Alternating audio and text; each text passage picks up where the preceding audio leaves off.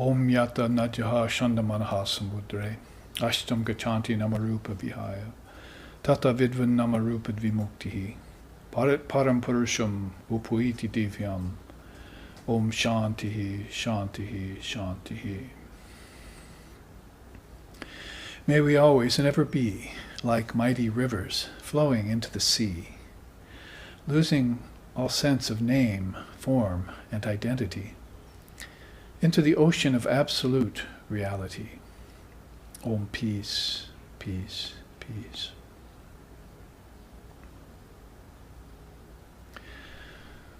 Om Brahmanandam Paramasukadam Kevalam Gyanamurtim Dandvaititam Gaganisadrusham Tattvamashadi Laksham Ekam Nityam Vimalamachalam Sarvadi Sakshi Bhutam Bhavatitam Trigunarahitam Sadgurum Tan Namami.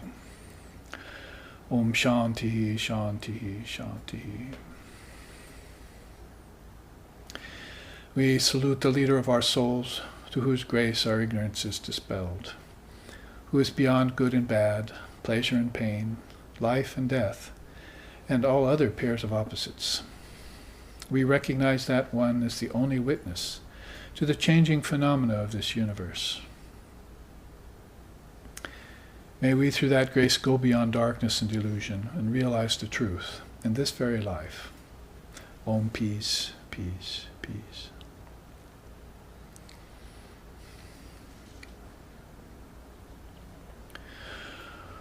Om Sahana Vavatu Sahanau Bhunaktu Sahaviryam Karavo Vahai Tejasvi Navaditamastu Ma Vidvisho Vahai. Om Shanti Shanti Shanti. May Brahman, the reality, protect us. May Brahman sustain us. May Brahman illumine our thinking process. May we not find fault with each other, with the world, or with the teachings. And may what we study be a source of inspiration to us eternally. Om peace, peace, peace. And may peace be unto us, and may peace be unto all. Om Hari Om.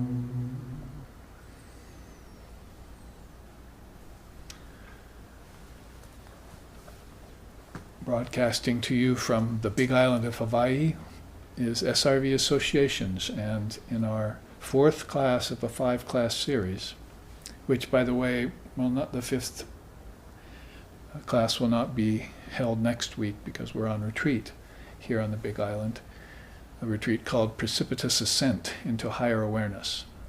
Well, we will look at yoga and highest samadhi and how it's viewed and seen by different seers of India and also by different religious traditions. But the weekend after next weekend, we'll be back with the 5th and final class of this series, which is called Advaita Vedanta and Jivan Mukta. That's its subtitle. We're calling it in this series of class My Guru's Teachings, because I wanted to definitely follow up on the retreat we had. Speaking of retreats, the retreat we had in Seattle, and that retreat was called Advaita Vedanta in Jivan Mukta.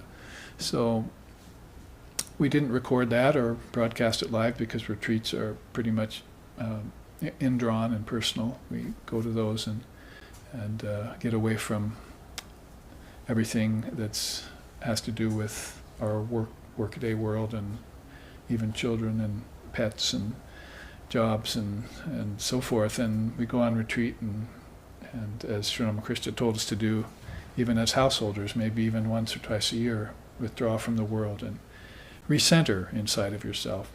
So in that retreat in Seattle several months ago, I gave this series of teachings over 3 days, and we went through, I think, 8 or 9 of the 10 existing charts on this subject. This subject is about Swami Aseshananda, or we call him Swami Aseshanandaji Maharaj. He's now passed from the body in the 1990s, and he was my guru, that is my mantra guru, initiated me, into this path. SRV stands for Sharda Ramakrishna Vivekananda. So we have three great ideals there that we take as our Ishtam, it's called. And they represent to us the highest truth and how to live a divine life on earth in the physical body, which is a rarity in any age really, but in this age particularly seems to be almost non-existent. So when you see people who are concentrating deeply on their true nature, however you want to call that, essence or Atman or Buddha nature or Swarupa or Chaitanya, if you see people concentrating specifically on that with a greater percentage, let's say, of their attention that they have to give to life, then you'll know that those people are very serious about enlightenment or self-realization. And they want to, if you want to put it in Christian terms, they want to attain that pearl of great price. And have that for all time and be free. That would be how Swami Aseshanandaji would describe it. He would call it Jivan Mukta, a state of living liberated condition, where the soul has withdrawn itself from the concerns of becoming and is now living in a state of pure being. So, in fact, I think here the West accepts both being and becoming to be real, but the East accepts being to be real.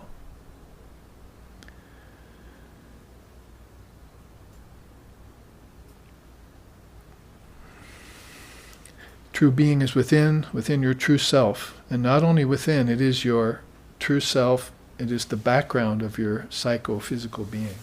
So we have several ways of expressing that in English, in Vedanta. One's psychophysical being and one's body-mind mechanism.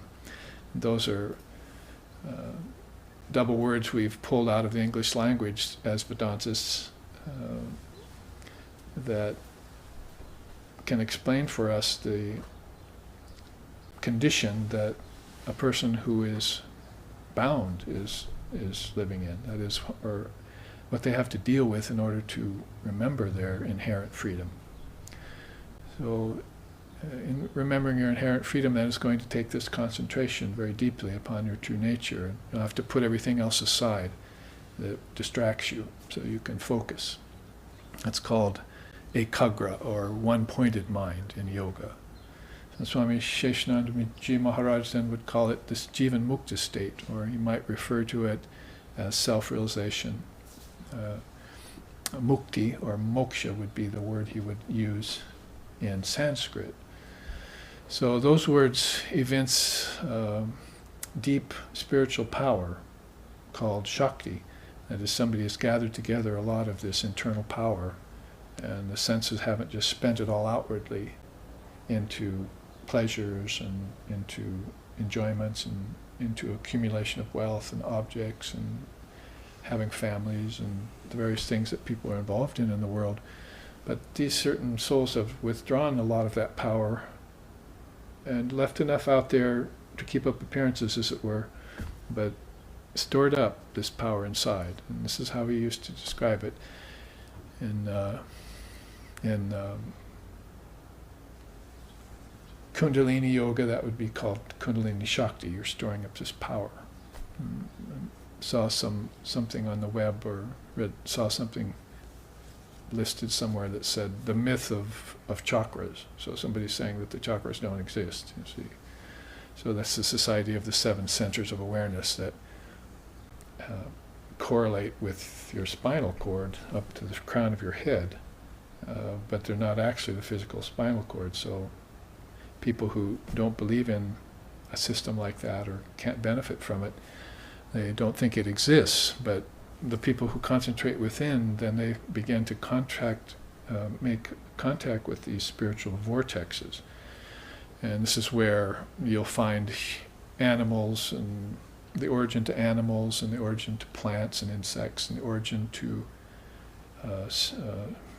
subhuman species. Even you'll find disembodied spirits.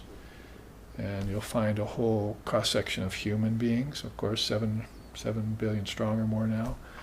And you'll find then deeper inside of those vortexes, you'll find levels where ancestors are living, and the heavens, where the heavens are, or the Tibetan Buddhists call them these different worlds, Shambhala worlds or bardos. And then deeper inside of that would be the gods and goddesses, where those beings are that you lost connection with and don't believe in anymore. And as the lotuses get finer and finer, higher and higher as it were, up to the heart, throat, and third eye and crown chakra, then form begins to become less and less pronounced, and formlessness, the light of Brahman, the light of Almighty Father, begins to become more pronounced, and you see that light. You hear this great sound called Om, or Omkara, the Shabda Brahman. God is sound. And so all of this is allocated with this Kundalini, these Kundalini chakras, and the person who can see that has stored up some of that Shakti inside of themselves so that they can comprehend or apprehend these finer worlds. And so these beings are living more in those worlds than out in this world. It's what we don't understand about seers and sages and saints and these great souls that can see inward. They have, even Christ referred to it as, if thine eye be single, you shall know the truth. So he had an inward eye. 550 years before Christ made that statement, thine eye shall be, if thine eye be single, you shall know the truth. Buddha said the same thing, because I have the Dharma eye looking inward within me. So all these beings, it doesn't really matter, not that there was any Buddhism when Buddha lived or any Christianity when Christ lived, but these beings were free souls that saw inward, and they had opened up these channels, subtle nerves. Just like your body has gross nerves, your subtle body has subtle nerves.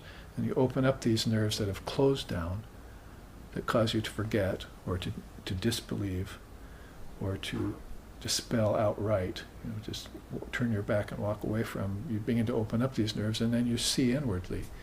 And that's a very good thing for you to do before you leave this body. If you do it while you're in the body, then you're a Jivan Mukta. And that's what he liked to call it. All the way back to Shankara and Gaudapada, who were around 600, 700 AD, this idea in India of Jivan Mukta or Jivan Mukti has been pronounced. And it means living, liberated soul. So those are beings that have stored up this power and have opened their inner vision. And as I say, they shift the focus of their consciousness inwardly. So even when you see them outwardly, they're living in another dimension. Their consciousness is in another dimension. Their body is still here. And then when they drop the body, it's a much easier affair for them to put death to death, as he used to say. You see him here with his very unique faith in his 80s here, and smiling, and he could just as easily, that smile could just appear and he could scold you. But we could call him the no more Mr. Nice Guy Guru. That's what we used to say. If you come to a guru like that, you come to a guru who's no more Mr. Nice Guy, as they say, right? So he's going to take you to task, and that's a good thing for you if you have the stamina to stay there and be subject to that fire. In fact, I'm not even into the charts yet, but this is very beautiful. Scientists have found that in the Egyptian pyramids there were some ancient seeds which they planted and which actually germinated. The mantra is something like that. No, I mean, this is lower knowledge. Going into a pyramid, digging up old remains, finding some seeds. Wow, they're so old, but yet they're still germinating. That's called aparavidya, you see. And the West only knows about aparavidya, lower knowledge. There's no knowledge of higher knowledge in India. So that's what I'm going to get to when I show you this beautiful color chart on higher knowledge that I've brought to share. And I wasn't going to start out this way, but it's a good segue. So then he immediately leaves the realm of lower knowledge and he starts to tell you about higher knowledge. The mantra is something like that. The Guru gives the mantra, the sacred word, which is charged with intense power. This is this power I was speaking of, Shakti power. But the Guru and this power are not in the biblical tradition. So we don't have this idea of Guru and so forth. It's just maybe one savior, and then you go to church once you and see a minister, you see, and so forth. But the actual Guru in your life every day, no more Mr. Nice Guy, is not there in the biblical tradition. So he goes on with a very good analogy here. He says, there is the priest and some sprinkling of water. That's all. But he who baptizes must have the power to baptize. Much more than a priest, a Guru baptizes not only with water, but with fire, the fire of yoga. Fire means tapas, or austerity, and that is the message of the Upanishads, which is Vedanta. Upanishad equals Vedanta. So as Vedantists, we look for a teacher who will come and baptize us, not just with water, a little sprinkling of water, and then maybe do it again every once in a while. He baptizes you with the mantra, which contains fire, the fire of yoga in it. And this is how Swami Aseshanandaji would teach us after graduating from St. Paul's College in India and coming here as a Ramakrishna monk. He had both Christianity and Vedanta well in hand. And when he came here and lived amongst us in the West, in America, which he did for 40, 50 years, until his passing, then he would show us these great teachings, some of which we've been looking at in his quotes over the last 3 weeks. Now, this is the 4th class on this subject, and my Guru's teaching, so I want to continue on with it, and that was a good opening that we just experienced, reading these 2 quotes about being and becoming, and also this one about the seed of power that's planted in you. I remember being in India once. I was in a whole huge crowd of people. You couldn't even, no elbow room, see. And it was a mixture of devotees. There was several thousand devotees there on the grounds. And there was, mixed in there were some monks and, in orange and so forth. So I was standing there, and this one monk came up to me, and as if he knew me, and he came up and he said, "Here is your power." And he gave me this picture of Sri Ramakrishna. I still have it on my desk right there. I look at it every day. Here is your power. And there's this beautiful picture of Sri Ramakrishna in Samadhi. So that seed of power that is given to you is nurtured by the tears of your own devotion. It's like a seed that you need to water. But you don't water that with any ordinary water, not any water, physical water, and not any mere baptism, you see, but actually with the fire of yoga, you have to do that. And the Guru will dispense that to you. So he had gotten from his Guru, Sri Sharada Devi initiated him. That was Sri Ramakrishna's divine consort and wife. And he also, of course, got that transmission from Swami Aseshanandaji, one of the direct apostles of Sri Ramakrishna, one of the 16 direct disciples. So he was infused with that kind of power, and it emanated out of him all the time when we were with him. We felt like we were, if you were cold and you come in the north in the Arctic and you come to a bonfire, you just feel warmed, you see. A little prickling gets rid of the numbness, you see, but basically that's necessary. So you get warmed right away by being around a soul like that, and your mind lifts just almost effortlessly. It's very hard to lift your mind when you're in the worldly atmosphere. You have to be a very strong person in order to do that. Lift your mind up and out of worldliness, out of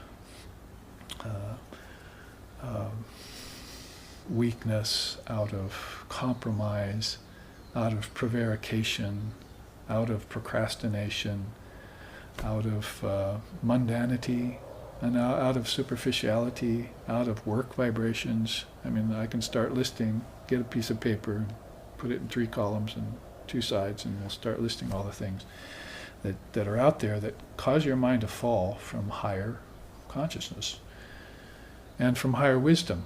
We even those things that interest us, like say seeds in a pyramid, keeps us down to lower wisdom. We think, oh, that's very interesting. And so we become interested in some occupation, and we get into it and make some money off of it, and our ego knows some of the knowledge associated with it, and so we call ourselves professors or doctors or lawyers and so forth. Like you've hypnotized yourself into thinking that you're a Hindu, a Christian, a Jew, or an agnostic. You also start to put those names on yourself. Oh, I'm this, my name is this, my occupation is this, and this is my religion. And so you just bind yourself into this narrow ideation of who you truly are. And this is the opposite of the Jivan Mukta state.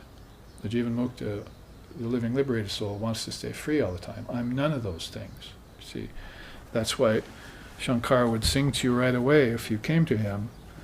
Om Manobhudya Hamkara Chitani Naham Nacha Shrotra Jiyuve Nacha Grana Netre Nacha Vyoma Bhumya Nateja Navayu Chidananda Rupa Shivoham Shivoham.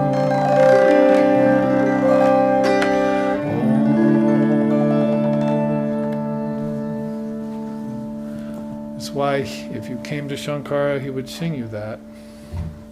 If your mind was weighed down by the dampness of the world, or burned in the fire of the desert, he would often say, and you were looking for this oasis, he would say, well, sit down, I'll sing you something that will remind you of your true nature. It'll lift your spirits right out of that whole morass of Maya that you're in, all that samsaric play that's going on. With just a few words, he'll lift you out of it. So you say, Om Mano Buddha Hamkara, I'm not the mind, I'm not the buddhi, the intellect. Ahamkara, I'm not the ego. Om Mano Buddha Hamkara, Chittani Naha, I'm not the chit, the thoughts. So I'm not mind, I'm not intellect, I'm not ego, and I'm not thoughts. That's the fourfold mind right there. So he wouldn't even start you out on, I'm not the body. He would have thought, well, if you're in front of me, you probably know already you're not the body. I hope you know that by now. That's kindergarten. That's not even Vedanta 101. That's Hinduism 000. You should know that already. Or Shintoism or Jainism, they know you're not the body. See? So he starts you out right away. Mano Buddha Hamkara Chittani Naham Nacha Shrotra Jive Nacha Grana Netre. I'm not the eyes and the ears and sight and taste. And I'm not air, earth, fire, water, ether, earth, he goes on. Nacha Vyoma, not Tejas, fire, Navayu, air. I'm none of those things. What am I then? Chidananda Rupa Shivoham Shivoham.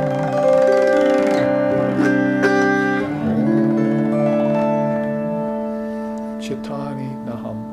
I am pure conscious awareness. Chidananda Rupaha. See? Chidananda, the bliss of Chid. That is highest awareness. Shivaham Shivoham. I'm Shiva. See? And that was his Ishtam, was Lord Shiva, the God of highest wisdom. So Shiva presides over this realm of higher wisdom. It's called Paravid. And so he used to say that all the time. Let's launch into what I wanted to teach you, now that we've had that opening and a little musical taste. Right here, but you can't read probably because it's upside down, or sideways, is a good indication of what Swamiji would like to read, have you know. He says, as long as you live within the framework of time, space, and causation, you are not free. Freedom will come only when you transcend.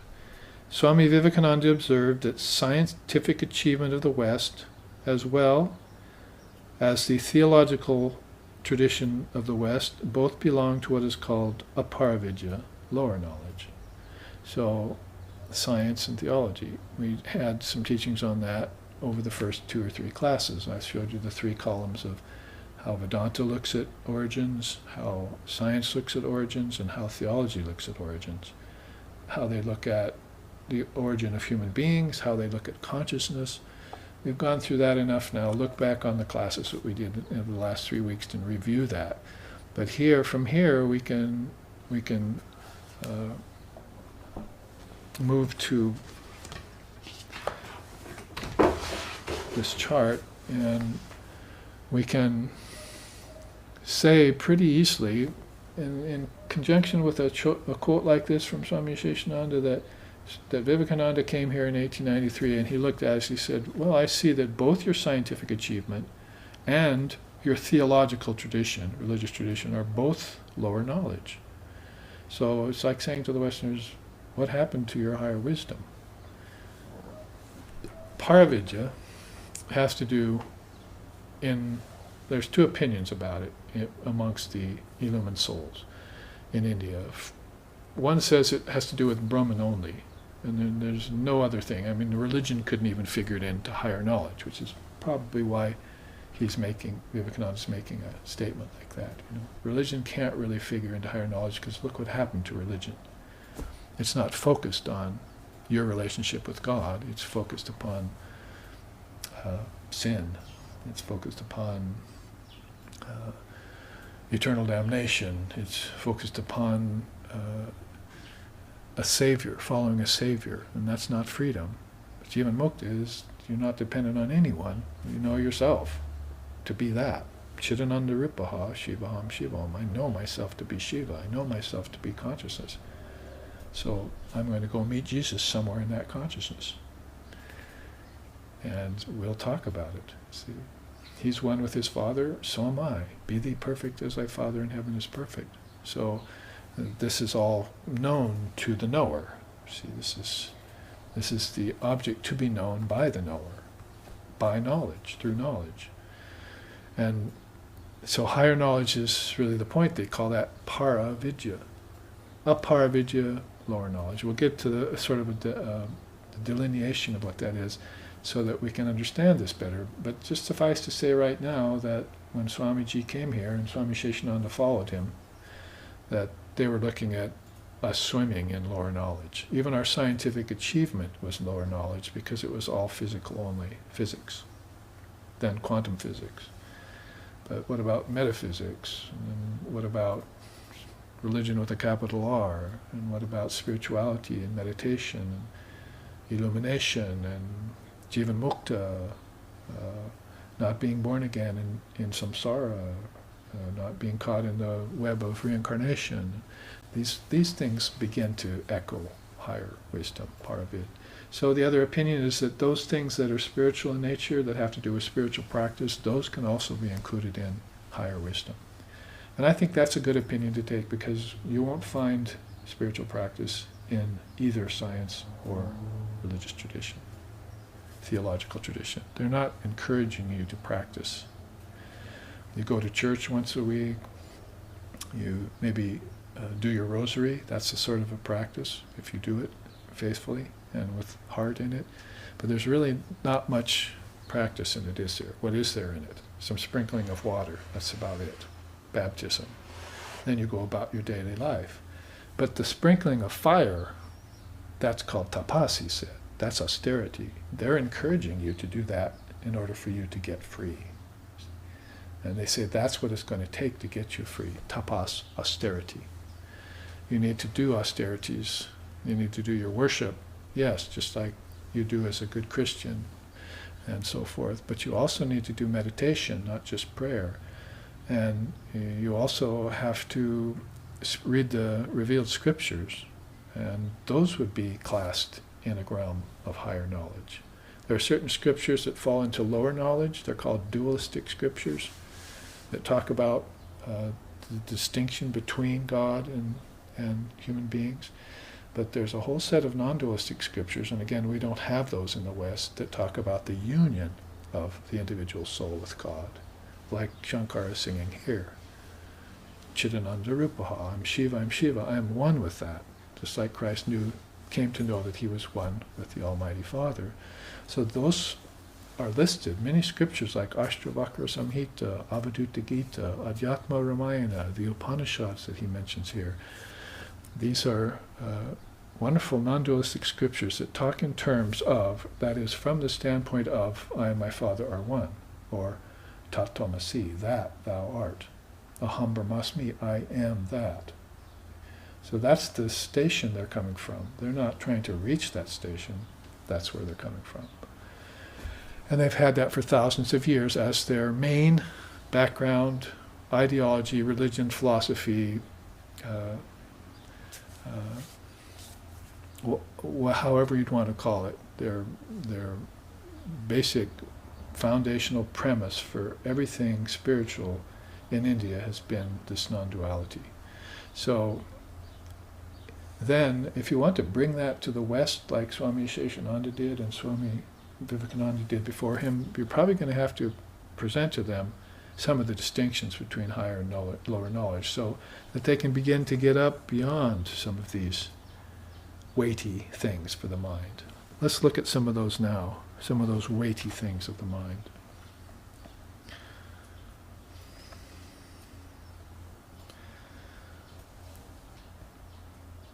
My copy here is not in color, so you're also lucky. You get to see this newly colorized version of Para and Aparavidya. Well, it might be a good footing to start off by quoting one of our own Western poets. That is Percy Shelley. He said, the one remains, the many change and pass. Heaven's light forever shines, earth's shadows fly. Life, like a dome of many-colored glass, stains the white radiance of eternity. Beautiful, isn't it? One of our own famous Western poets, Percy Blythe Shelley. And he says this, my Swami Aseshanandaji used to quote this quite a lot in his lectures. He liked that idea because somebody in the West was thinking beyond the box, towards higher wisdom, towards a higher radiance. Well, here's basically with that, I formulated this with this cathedral in the sky. Of course, this is in the physical ether sky. This is within you. As you go deeper into the mind, you'll work your way up to the translucent light of pure conscious awareness, which he says here is white radiance of eternity. But life, like a many-colored dome, stains that light, you see. That's, of course, where Swami Aseshanandaji would disagree. No, that light can never be stained. It's getting covered.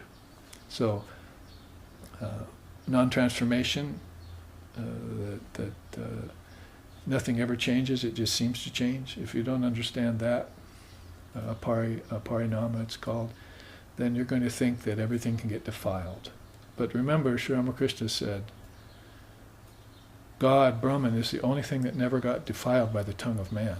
So you can speak about all sorts of things and bring them down levels. Sometimes you can bring them crashing down. Like for a person who's never meditated to criticize the 7 chakras of Kundalini, that's unthinkable. And you haven't even meditated to find out if they're there yet, but you're already criticizing them. So anything from debate and Western philosophy on down is going to be considered lower knowledge because it hasn't had the direct experience of the light yet. And that's pretty much a rule of thumb. If you've had some experience of this transcendent light of all-pervasive reality, then they're going to give you a listen. You see, what did you see? And how did that come to you? Did it come in a vision, or were you a hailstone that fell in an ocean and you had the experience of oneness? Or was it visions of gods and goddesses and even you talked to your dead ancestors? How did it come to you? So how it comes to you is this light all trickles down, as we say in Sankhya philosophy.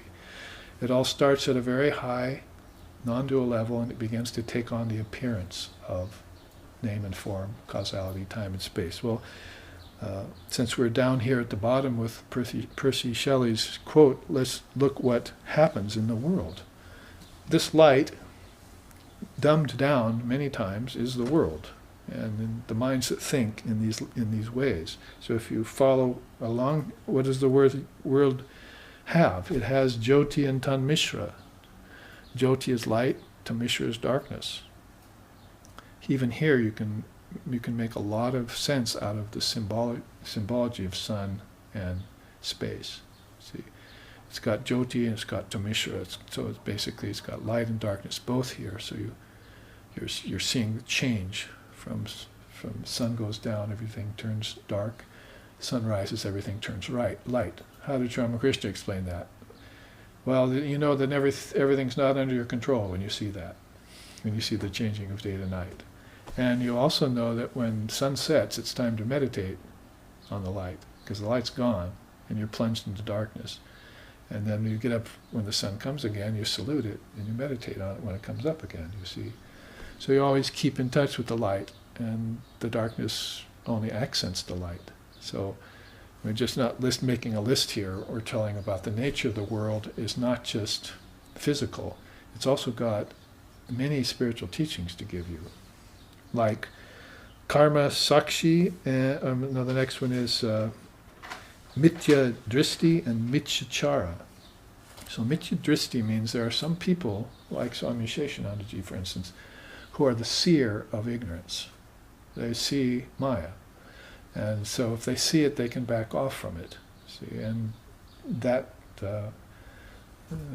means that they're qualified to teach you how to get beyond the darkness, Tamishra. And that means not just the darkness of light, of a physical world's nighttime, but the darkness of the mind too, when it begins to fall into tamas, slothfulness, restlessness, and confusion. That darkness, they can also coach you beyond that. And so that's called mithyachara. So you're under the influence of ignorance. You're actually pervaded by ignorance. That's the way you've been thinking for lifetimes, and that's coming next. In fact, skip one and go down. Well, that's good enough. Karma shakshi and karma para. Karma para means you're totally under the influence of cause and effect, just like what he said here, right? If you can get beyond cause and effect, in time and space and causality, then if you can't get beyond that, then you're not a jivan mukti, you're not a free soul. So as long as you're still pinned down by the concept or the illusion of time, space, and causality, then you're still caught at these lower levels of your own consciousness. This light is not apparent to you, even though it's flowing through everything as intelligent particles. Sunlight, and so forth, just comes from this greater light. And not the light of the sun, the light of the moon, the light of stars, and light of lightning, but the light that makes those lights shine. That's your Atman, that's your true nature, that's consciousness. And those who have it have karma sakshi. They're both the seer of collective ignorance of living beings, and they're also the witness of all karmas that are going on. And so they're able to stand back, not engage in karma, and tell you to do the same. Oh, you're just going through your karmas right now, here's a way out. We can just annul your karma here and you can be free again. Here, let me sing you a song to explain that, you see, kind of thing. And lift your mind up on a higher vibration. Manojaya and Manorata are there in this world, picture of the world. Manojaya means you gain victory over your mind. And he just sang, didn't he? Mano bujaham kara chittani naham. So you're not the mind. If you realize that, you've gained victory over the mind. The mind doesn't pin you down anymore into thoughts and egotistic possession of thoughts and wisdom and so forth, which is all a part of aparavidya, but it's helping you involve. It's helping you aspire towards higher wisdom within you. So if you have Manojaya, then you've got victory over the mind. As compared to Manorata, you have desires of your mind, basically it means Manorata. You're under the control of your mind's desires. Your mind, the ego, your intellect, and your thoughts have all gotten together in cahoots and are all around, how do I satisfy my next desire? And if your next desire is just a simple meal, then you're bound, you see. Because he'll go on to sing, I'm not the food, I'm not the eater of the food. It's like the fourth verse here. See? I'm not food and I'm not its enjoyer, he says.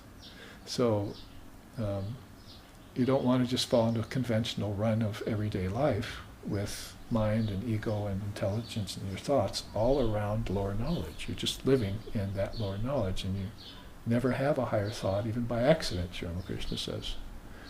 Sometimes, he said, people don't think about God even by accident, because the world has pinioned them down so much that they've forgotten their true nature. They've forgotten that God exists, and they've forgotten that they are one with God. And at least if God exists, you could have some form of dualism going on, you see. That, you know, I exist in the fields of the Lord and I play with the Lord, and that's fine, you see, because God and soul exist. They have a relationship. But if it's totally forgotten, then that gets forgotten, and so does your oneness with divine reality get forgotten. So there's no dualism, no qualified non-dualism, and no non-dualism in your culture and in your thinking. It's just the world and senses, and that's all. And that's monorata. That's how he would say, and that's the unfortunate condition of people today, is how he would say that. Then you have Jivan Mukti, there's the word we were using earlier, living liberated soul. And Jivakoti on the other side, the one who thinks that in their ignorance they think they're the body. They think they are the embodied being. That is, associating only with their body. And their body is really pretty much their self. And it's my body, and I know it. And it's good to me. Oops, maybe it's not so good to me once in a while. It suffers and it enjoys and turns. So that's where they're conditioned, and that's where they're limited to. And then finally you have nirmoha and moha. He uses that word in this very same hymn that I was singing. Nirmoha means you've made your delusion extinct. You're not deluded anymore as to the nature of reality and as to your nature either. And otherwise it's a good dose of moha for you. It's moha for the lot of you. You see it? And because you don't know that you're one with the Father. You don't know that Divine Mother is within you and watching over you at all times, as your very nature, as your very intelligence, causing you to think higher thoughts, you see, and instead of staying pinioned to these lower atmospheres. So that's just a quick look here, but if you look over here, see this paravidya, aparavidya, avidya. So paravidya is the supreme knowledge. We'll get to that and probably won't have a lot to say about it because it's inexplicable. Then there's aparavidya, which everyone is into in the seven worlds. And then there's avidya, which people, particularly in this realm, fall into. If you were on a deeper realm, then you wouldn't be so pinioned into, so caught in the web of your own ignorance, because you can see some of this light inside of you. Like in dream, you can see this light. In vision, in meditation, you can have access to this light once in a while. Some people have access to it all the time. It's just natural to them. I think I'll go meditate because I feel good, and that's the light.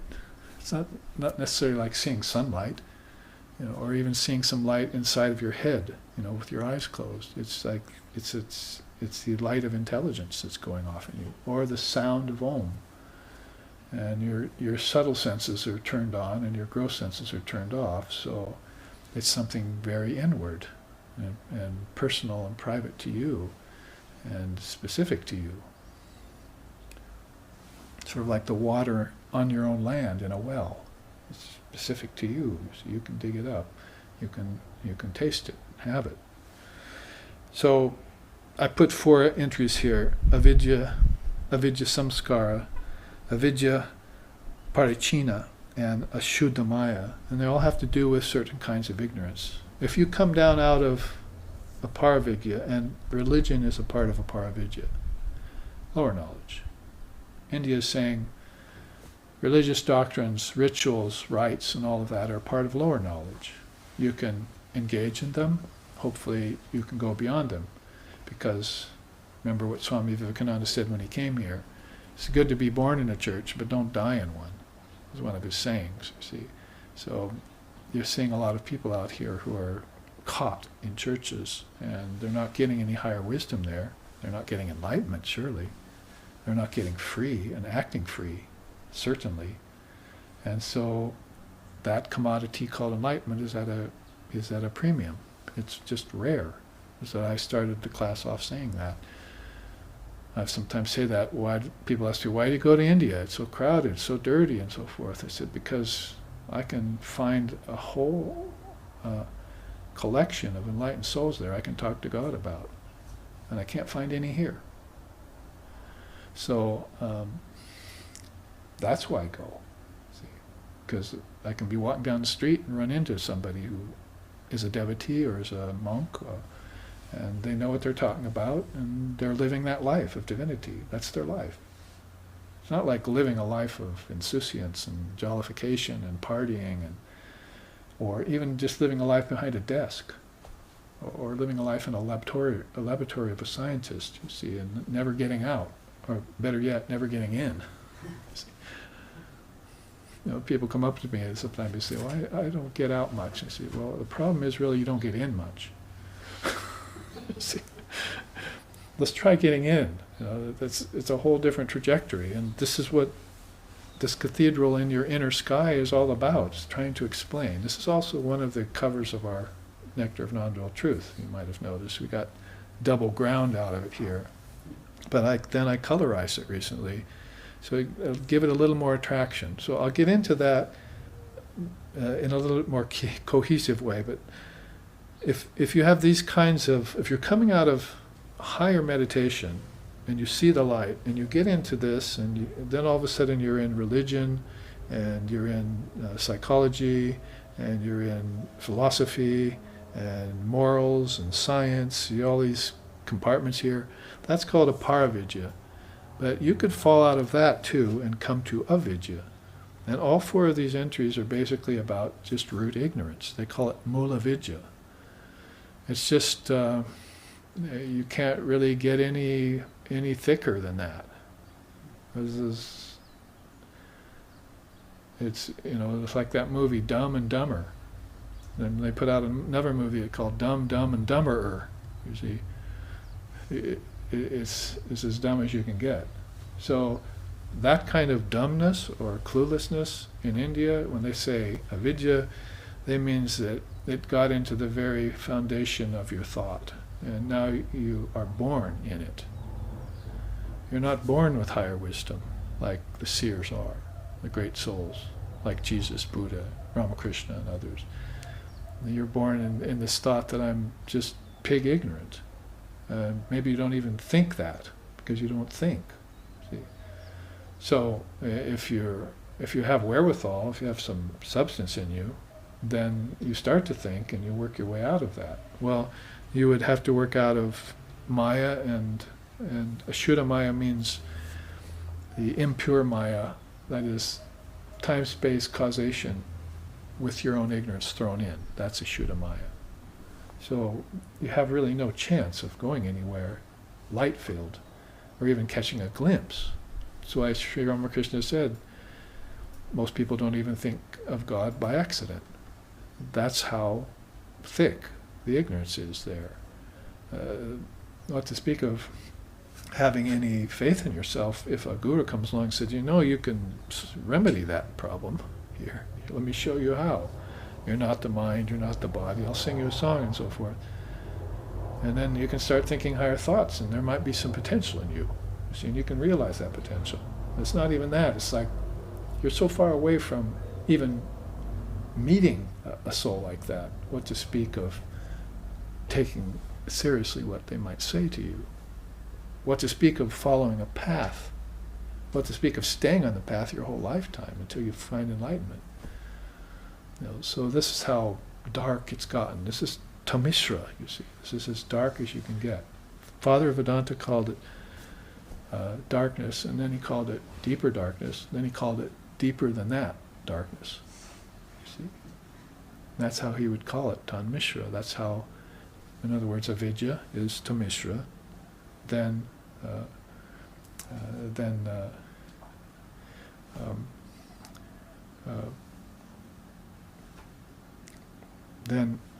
attachment and aversion, raga, dvesha, are the next two levels of darker. See? So first darkness is just root ignorance. Second hell, these are called hells. Second hell, or level of darkness, is called attachment. You're attached to things that aren't real, that aren't fulfilling. Well, what a doofus. See? Then the third level of darkness would be called aversion. Because you get attached to something, you love it for a while, and then you get averse to it. So where do you go from there? So that's the third lowest hell. You can't like it and you hate it. You see, so the fourth lowest hell would then be avidya, raga, dvesha, then clinging to life, you see.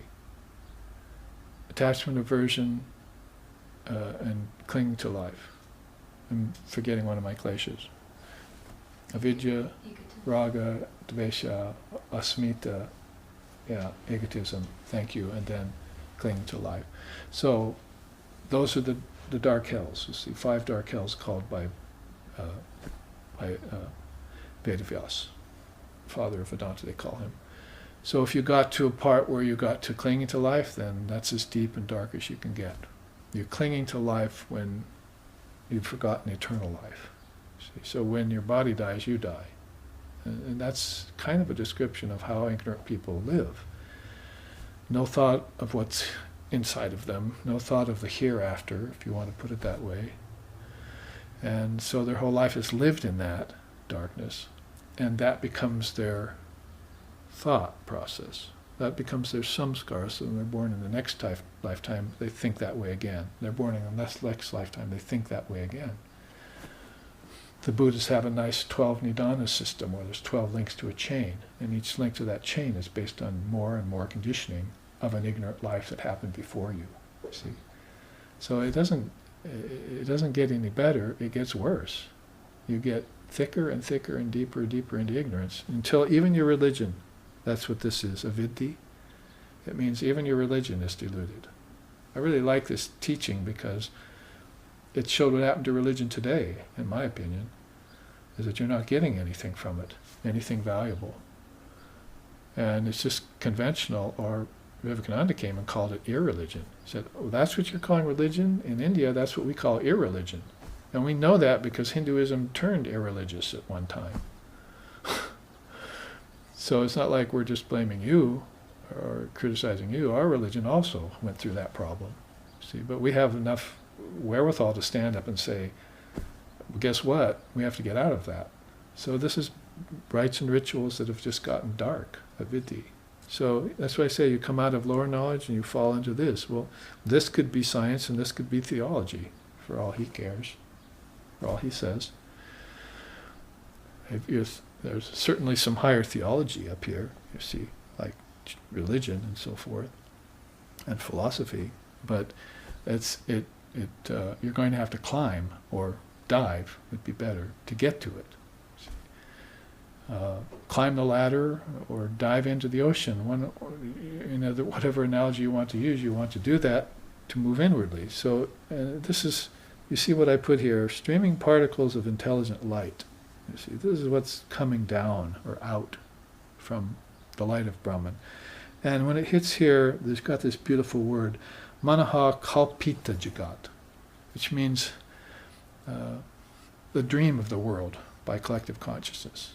They dreamed it up all of a sudden, and that's where it came from. When everyone got together and intelligence started to fall too low, then the dream of the world came. Manaha kalpita jagat. Jagat means world, manaha means mind, and kalpita means to imagine or to project. So they all got together, and this is an ancient word, and they've known this for a long time, that the worlds in space and time are all projected by collective consciousness. God has nothing to do with it. God is the pure light of formless awareness. It doesn't take form. It doesn't dream. It doesn't move. It's already there in everything. But the mind has begotten so thick that it's taken this light and turned it into different things, even into darkness. To turn Brahman into the devil. All things are possible in it. The mind has gotten so thick. So these are mind-only schools are looking at it in this way. So if you look at a complete system like this with light coming down, when it hits manaha kalpita jagat, then the world gets created by the mind. And beings flock to it. And that's where you are, and that's where your ancestors are. And Buddha called that a loop. He called it samsara. See? And the samsara, part of its cycle, dips up into these lower climbs of lower knowledge. You see, let's look at that next. That is, there's the 6 limbs of lower knowledge to India: phonetics, grammar, etymology, meter, ritual, and astronomy. So these are called the 6 Vedangas of India.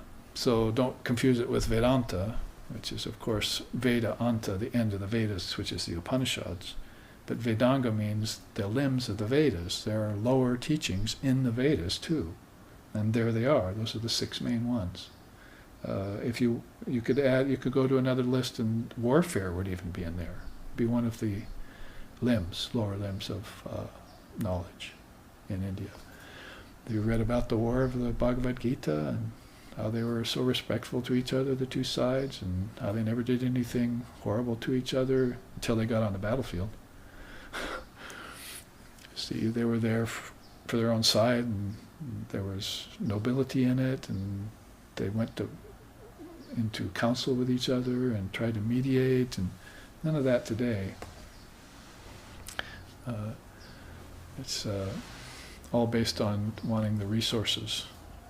So if you say ahimsa, or nonviolence, if you want to put a definition on that, you say himsa, or violence, then if the dividing line there, I think, would be is that if you go to another country and commit violence, then you've overstepped the line.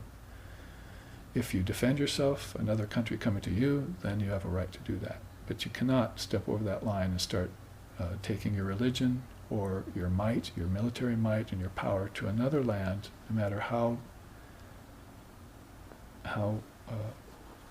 darkened they are, how much lower they are than you in intelligence, or how much worse conditioned they are, and take their resources for yourself with power and might. Then you're a himsi. You're a violent person, no matter how it appears otherwise. And your religion is also okay with that. See, so it's not true religion anymore. It's just this dark ritualism that's going on, background ritualism. So you stay in your own place like the Jains do, and you work for the good of the world right there in your own location. See, by living a divine life, and don't overstep these great axioms, even practices like ahimsa, truthfulness, non-covetousness of others' goods, non-giving and receiving of gifts, that is, too much commerce, and tapas, austerity. You do austerity. You study the non-dual scriptures, you see. And all of these, then what I'm quoting right now is just a list of yamas, niyamas, and yoga. Before you get into union with God, or to make sure you are in union with God, you keep these precepts inviolable, stainless, pure, untrespassed against. And you don't become supportive of that at all. As you would not support a government or a politic or a business that would engage in those things. It's absolutely not. Cannot do that. So this is what it's going to take for you to keep religion pure And that's pretty much where we're heading here. If you get beyond these 6 limbs of knowledge, you can see here, you see on this psychology shows up, science over here, morals and ethics here, and over here religion, you see. And so right in this area, applied arts over here, and over here fine arts. All of this is a cross-section of lower knowledge that has more light in it, coruscating light, than what happens in the level of avidya, where there's no knowledge of Brahman, where there's no knowledge of intelligence, higher intelligence at all, and no hope for it either. So, doing this by cross-sections. If you were to go beyond the religion, science, fine arts, applied arts, morals, and ethics, first thing you would probably find is Dharma right there. You'd find this. You'd find yourself at the lower levels of higher knowledge, probably a good way to call it. You'd find the Dharma, you'd find the teachings of the seers and the saints and the sages. And those teachings will be found in scriptures. So all of a sudden you're actually getting a little bit beyond religion, you see right here. And you say here you see one of these great Triputis of India right here on the side, Shruti, Yukti, and Anubhava.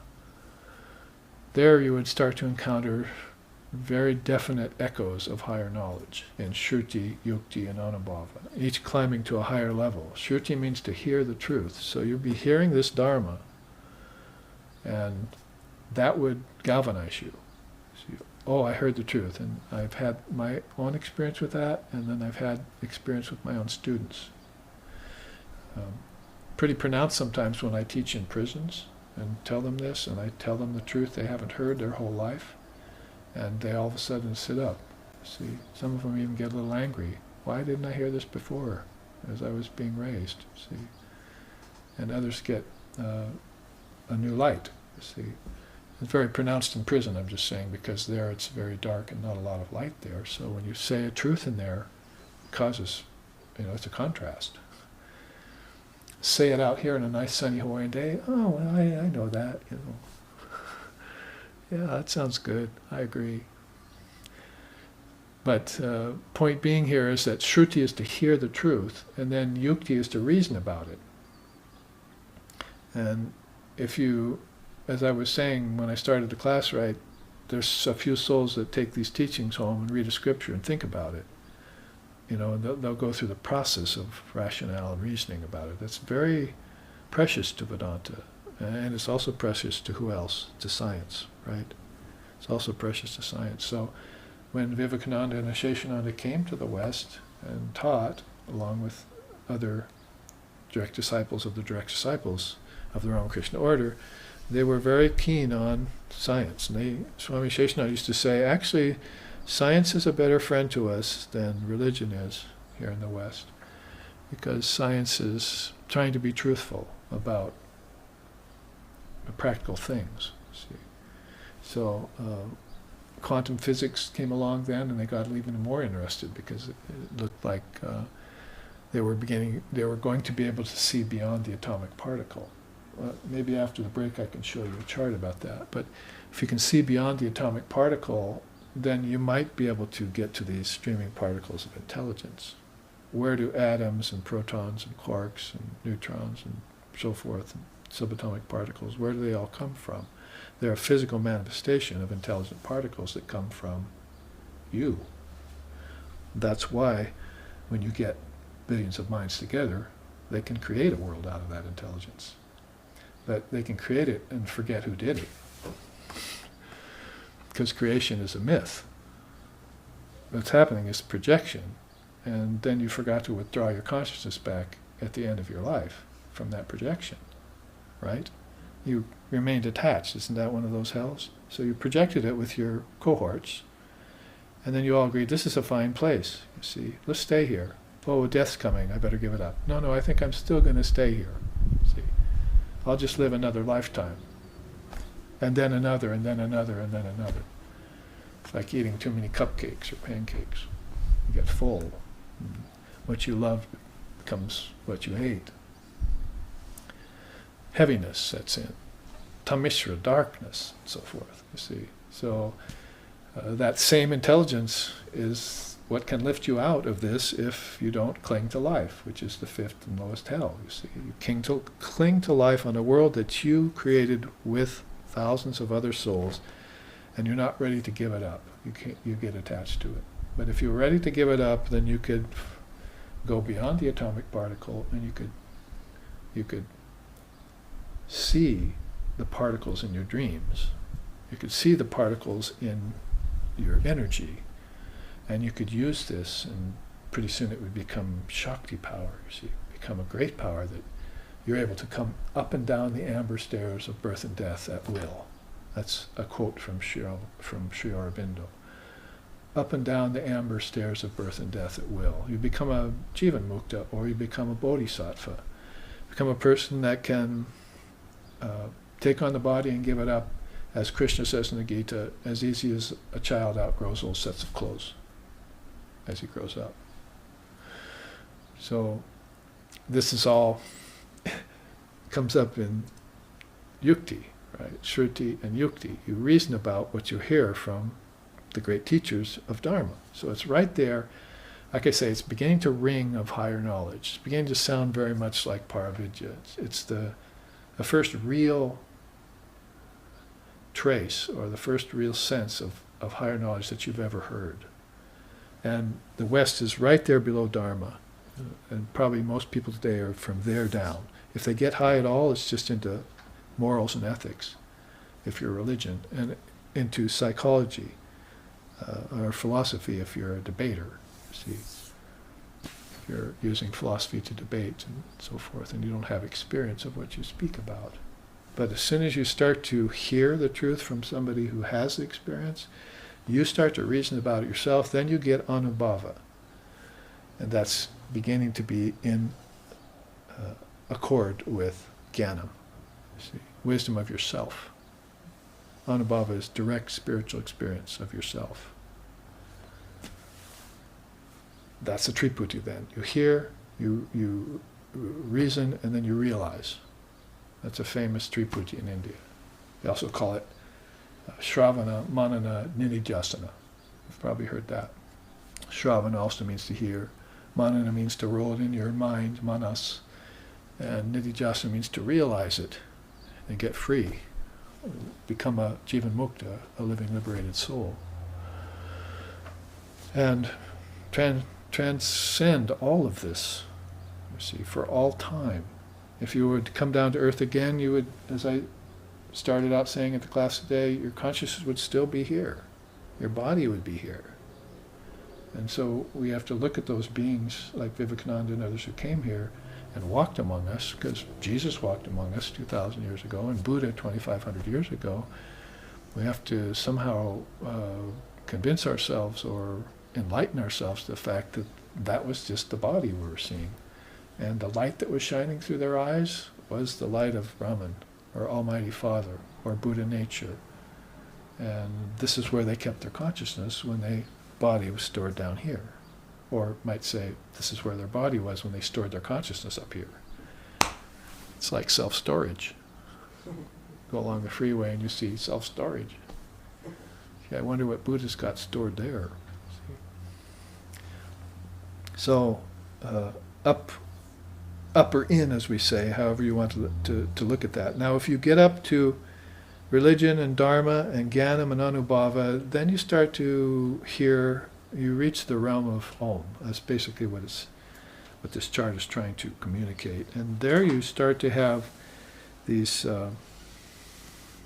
great beings that are ishtams. They're the highest reckoning or conception of form that the human mind can comprehend, because beyond them there will be formlessness. We've often used the image of Sri Ram with the Abhaya Mudra is fearlessness, right? And he's got the Om there, Sanskrit Om on his palm. So that means, I'm the last form you'll see before you get into the formless word. In the beginning was the Word, you see. So it was with God, when it was with God, it was the light.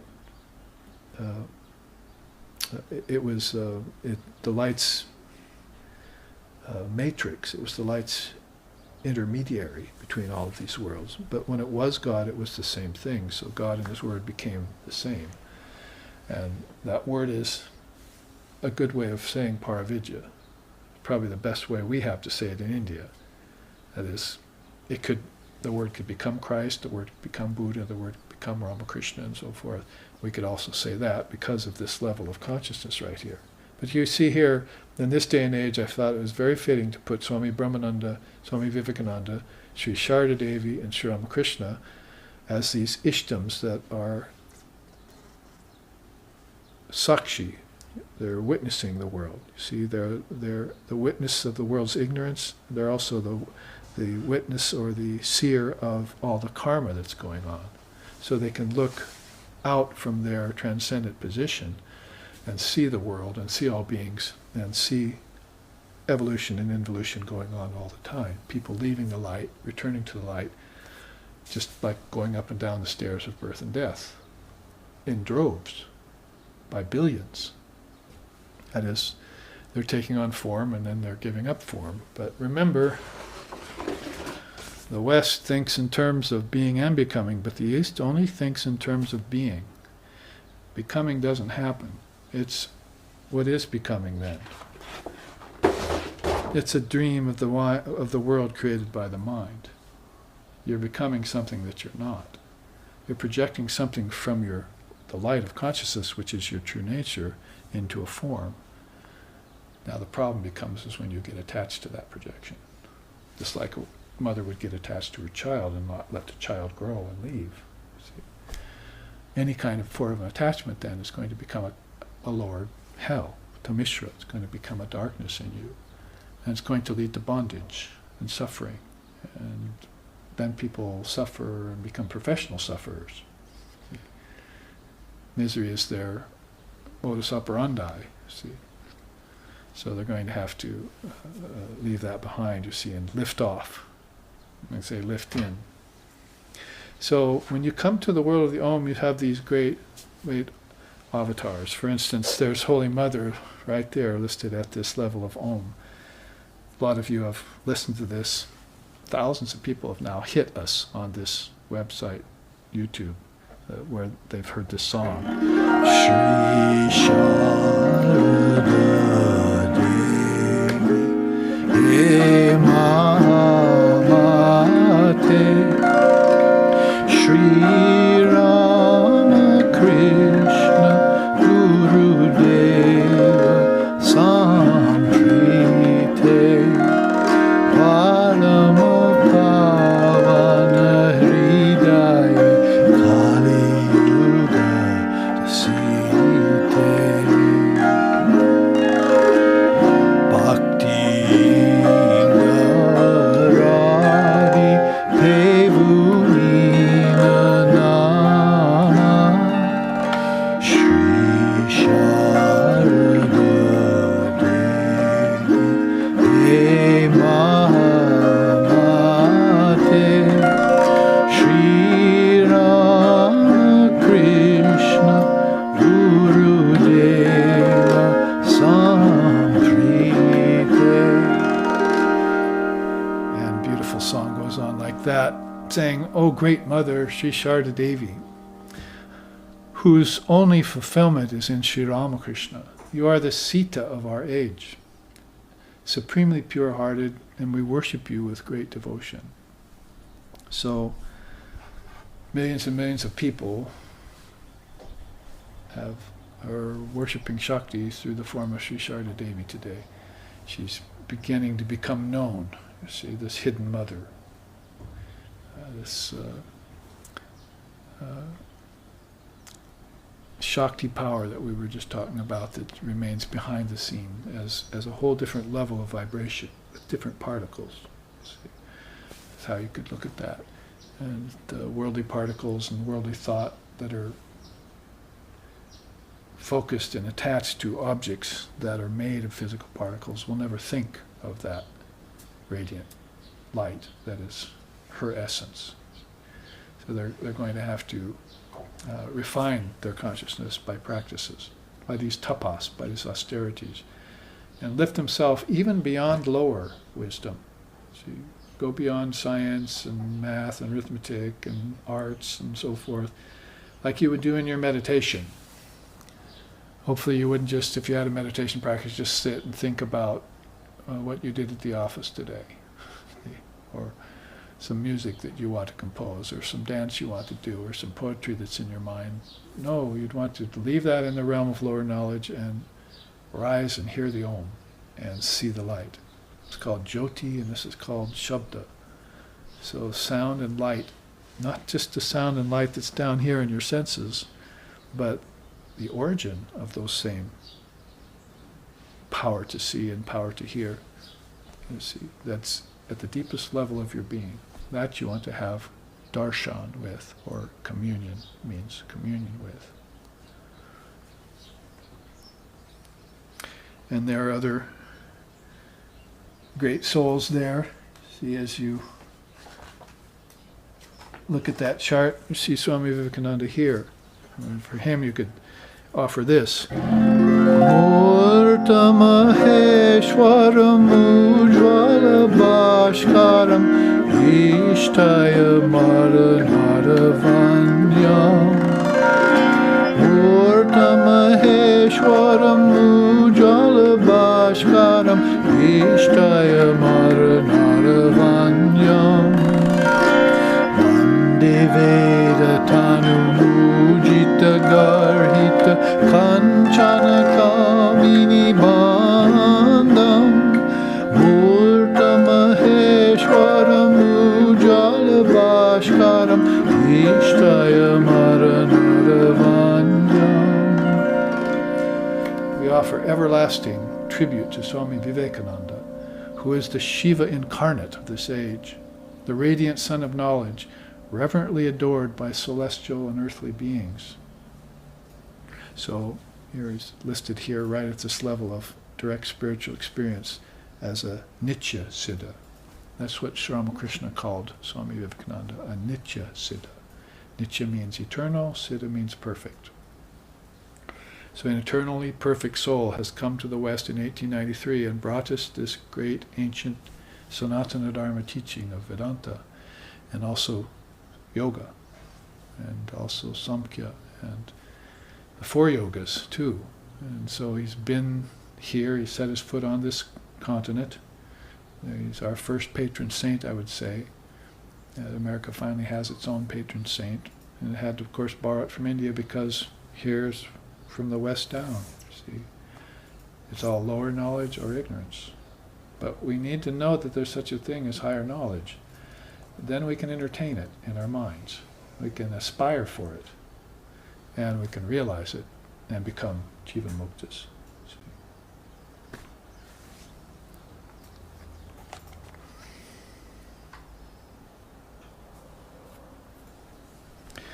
So those great beings are pictured there. They should be, because they represent this highest truth.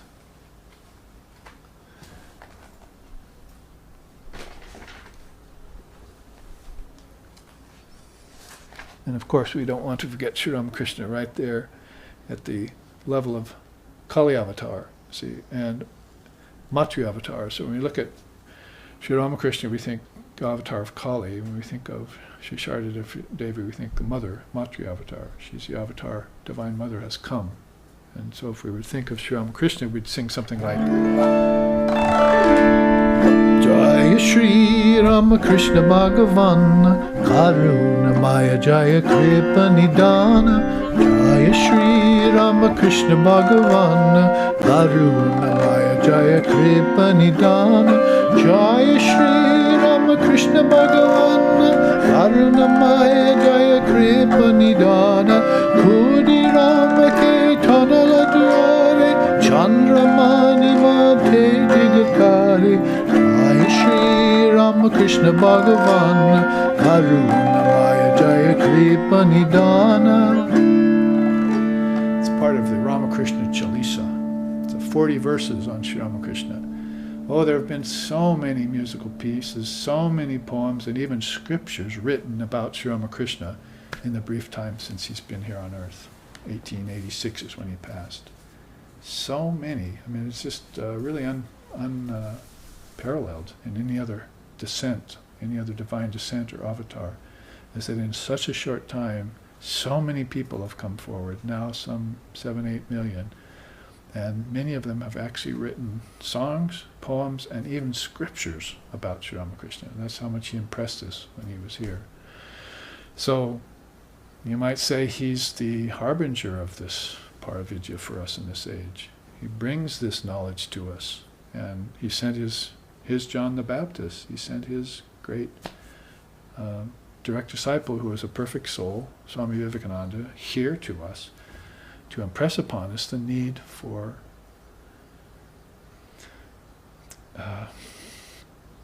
let's just say discovering higher wisdom again in us, because it's always been there in us, and if you get attached to lower knowledge and lower knowledge leads you awry or leads you wrong direction, then you fall into ignorance. I mean, that's where we're going after the break, and we might as well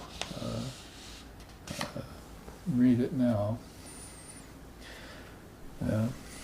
The West is busy elevating science to the highest pedestal.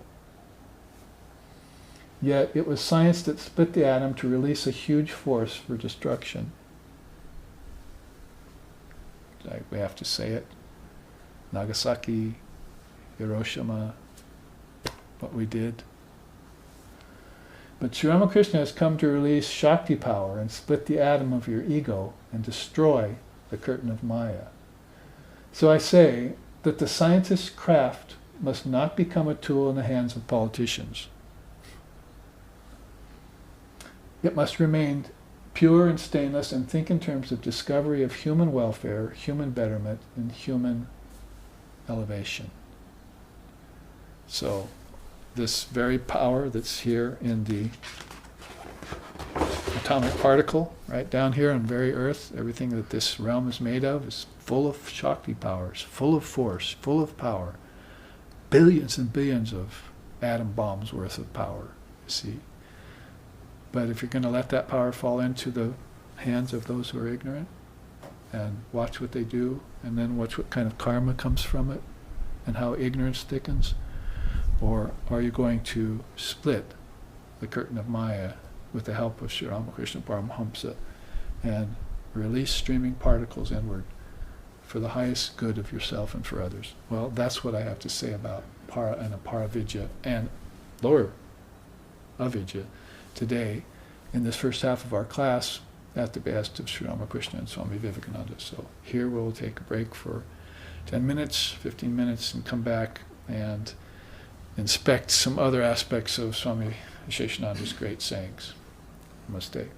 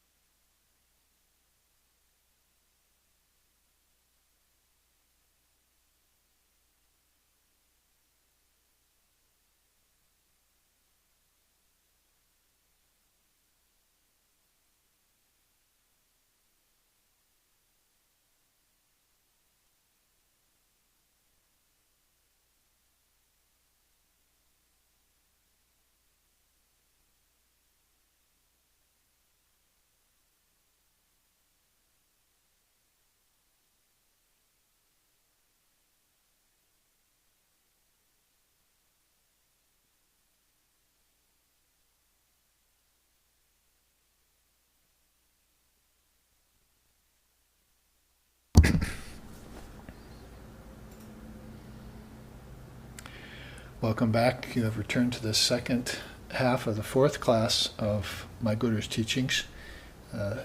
Affectionate title we've given it, subtitled Advaita Vedanta in a Jivan Mukta, which I felt Swami Aseshanandaji was a Jivan Mukta.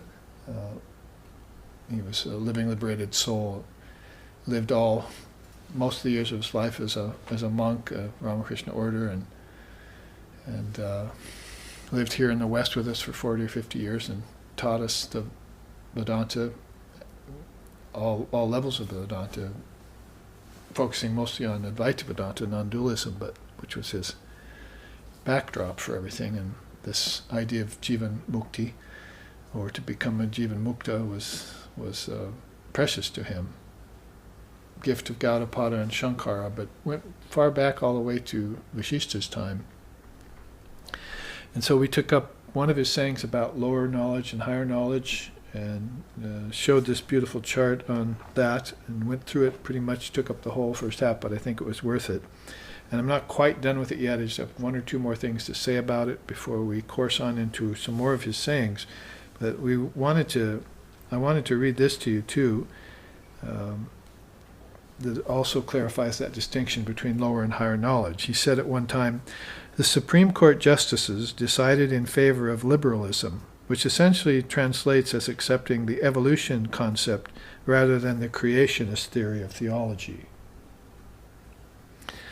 The origin of the universe was therefore decided by the scientists, while the theologians, who make up the bulk of the conservatives, were left unhappy.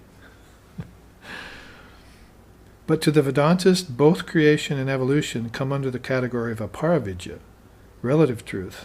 If you want to realize absolute truth, you'll have to transcend time, space, and causation." So a nice way to conclude this chart and what he says here about lower and higher knowledge, that to the Vedantist, both the theologian and the scientist are not thinking deep enough, not aware of higher knowledge, as has been proposed by hundreds and thousands of great seers and saints and sages, and higher philosophy and religion, thoughts in philosophy and religion by these beings who've come back and gifted the scriptures and other very wonderful facets, aspects of higher knowledge to us. It's just like we're just totally discounting it in today's world, especially in the West. It's like it doesn't even enter in. That just our everyday life and how much we have, and objects and pleasures and domination over others and so forth, is taken up the whole life, and it's not very noble. So when we look to these great saints and seers, we find a kind of nobility that's refreshing to us, and that was certainly the case when we took teachings from Swami Aseshanandaji Maharaj in Portland, Oregon, for all those years that I went there, and also our founder, Lex Hickson, went to him quite a lot, and listened to him. So that's a good conclusion for this chart. Let's wrap it up by showing here this quote at the top here of it, which we didn't read yet. "Lower knowledge taken from books and conventional religious knowledge gleaned from ordinary shastras," that means scriptures, "form two separate hells for beings devoid of higher wisdom." This is Valmiki, a saint we don't usually quote a lot from, but great seer. And so he's saying, he also agrees with this idea, is that, but remember, he said, if you're devoid of higher wisdom, this becomes a lower hell. If you have higher wisdom in place, then this becomes like fields of the Lord to sport in, you might say. You're not attached to them. You can move amongst them and move among objects and everything, and you're fine, you're intact, you're impervious to all the ills of Maya. You'll have to deal with birth, growth, disease, old age, decay, and death if you come to this realm. Everyone does. But you'll be able to deal with it in an illumined and enlightened way, and not cling to the body and cling to objects and so forth, but just give them up and realize that they're projections, as we say.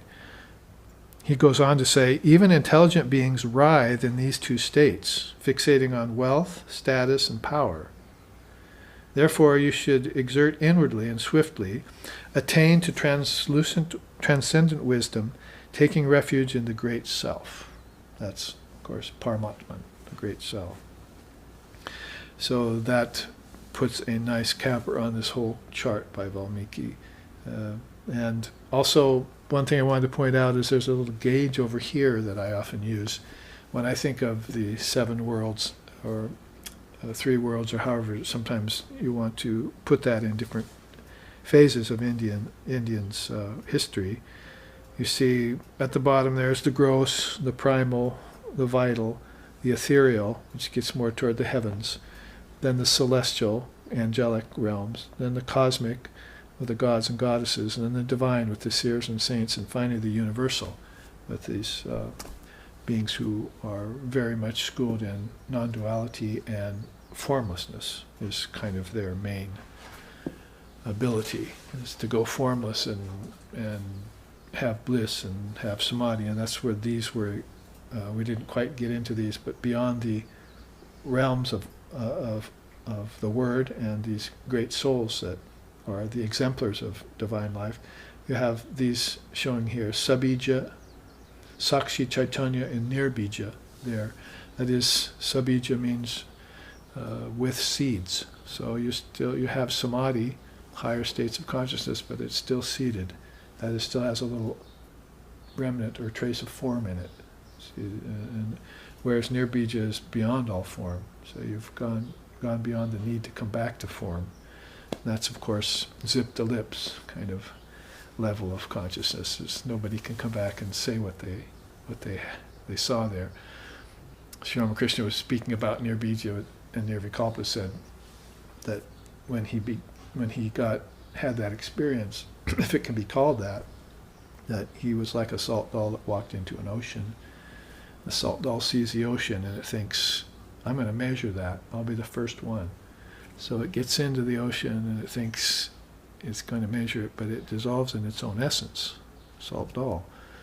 And so nobody was there to come out to speak how deep the ocean was, or even what was there. So that's how he used to describe the impossibility of describing Brahman or Almighty Father. It's formless. So to come back into form, you'll have to come into form to try and describe it. But when you get back into form, then it disappears. Maybe you don't remember it so well, and there's no words for it. So you've got all that against you, you see. So you give it up. You see, you just say you have a few words for it. Nirbija or Nirvikalpa. You see, over here you have Savikalpa and Vijnana, the highest wisdom, and then this would be Samadhi proper. It would be called Nirvikalpa, or Buddha would have called it Nirvana. Buddhists call it Nirvana. Well, those near words, N-I-R, all mean pretty much made extinct. Form, name, time, space, causality, like he was saying, all of those have been made extinct, and we've gone beyond them. So, in that way, then, we cap off this chart. Now, that also means pretty much that we have gone through most of the quotes on this chart, which was the 3rd or 4th one, and there's this one that we're looking at still.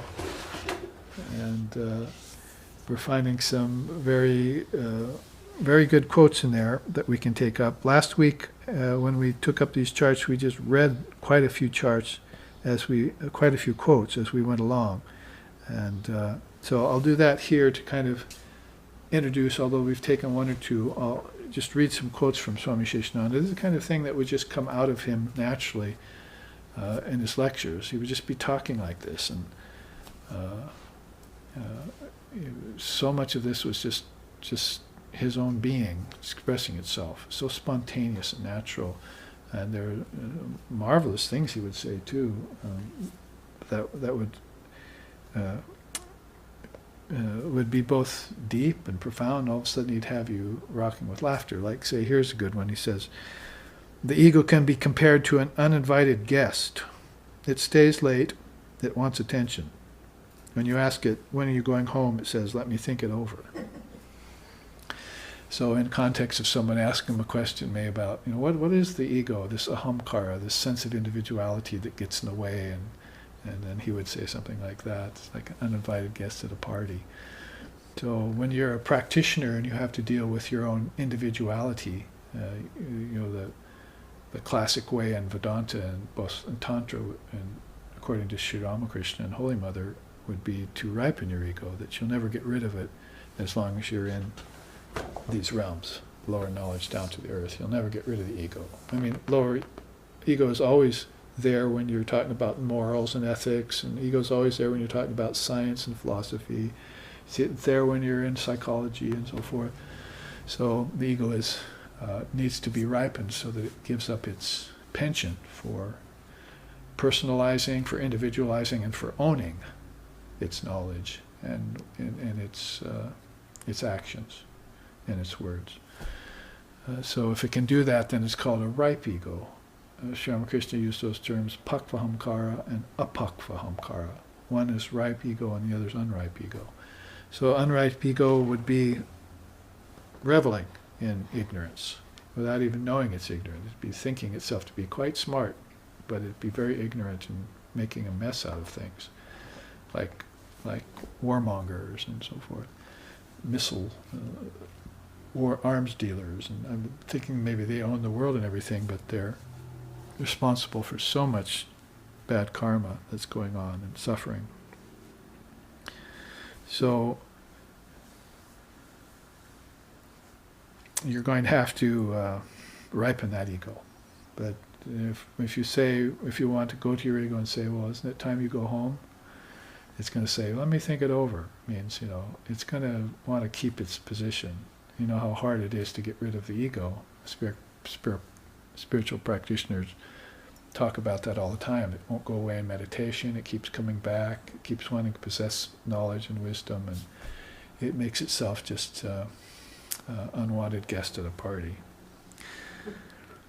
Well, we read the quote about being and non-being, or being and becoming rather. That's a very good quote. And we read about the Supreme Court justices and how they decided. Here's one about, as we're still talking about science, then here's a good one that he brings in Shakti, or Divine Mother, into the picture. He says, when Einstein stated about Gandhi that he is the greatest man who walks on the face of the earth, I say that the greatest woman that walked on the face of the earth in the 19th century is Holy Mother, named Sharda, the, quote, giver of essence, unquote. Sharda is the definition for that word. She is not interested in the appearance of the world. She is lying under as the essence of the world, the essence of your life, the essence of your soul, the essence of your very being. I have found the living presence of the Divine Mother in the shrine. Now I wish you to see the living presence of the Divine Mother in my heart. And that is the reason I have told you, I have seen her face, I have heard her words, I have touched her feet. Now I seek her grace with all the longing of my heart. So you can see how this greatest woman that walked the face of the earth to him affected him and influenced him in so many ways. And he saw her as this Shakti, divine Shakti, underlying everything, the essence of everything. And at the same time not interested in the appearance of the world. So you can see why people who get interested in the appearance of the world become the world. We are the world. It's a famous song. No, you're not the world. Together with your partners, you fashioned the world out of your own thinking process, and you should probably rethink that real soon here, because death's on the way. Yeah, that is your body's death, but your soul is eternal, and you haven't known that yet. You're singing, "We are the world, we are the world, we are the this and that," but Shankar is singing, "You're not the world, you're not the body, you're not the mind." Let's try some. We're not. Let's try some neti. And instead of this ego's insistence that all of this belongs to it and it's got a death grip on the atomic particle. Well, the atomic particle is kind of what I want to go to next, because I mentioned last time that we would, last half, that we were going to do that. Sort of have to go back to this quote here, where he says, the West is busy elevating science to the highest pedestal. It has split the atom to release a huge force for destruction. But Sri Ramakrishna split the atom, the curtain of Maya, he said, inside, and released a great power for good. So he's contrasting those two. That was one of his unique sayings. That I never heard anyone else say that.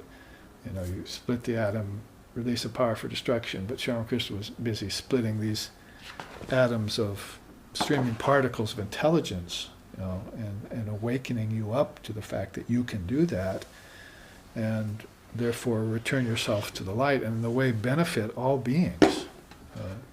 Holy Mother used to say that. Now that you have found Sri Ramakrishna in this lifetime, and you've recognized him as the Kali Avatar, Divine Mother Avatar, now on your way back to him, please turn and help others.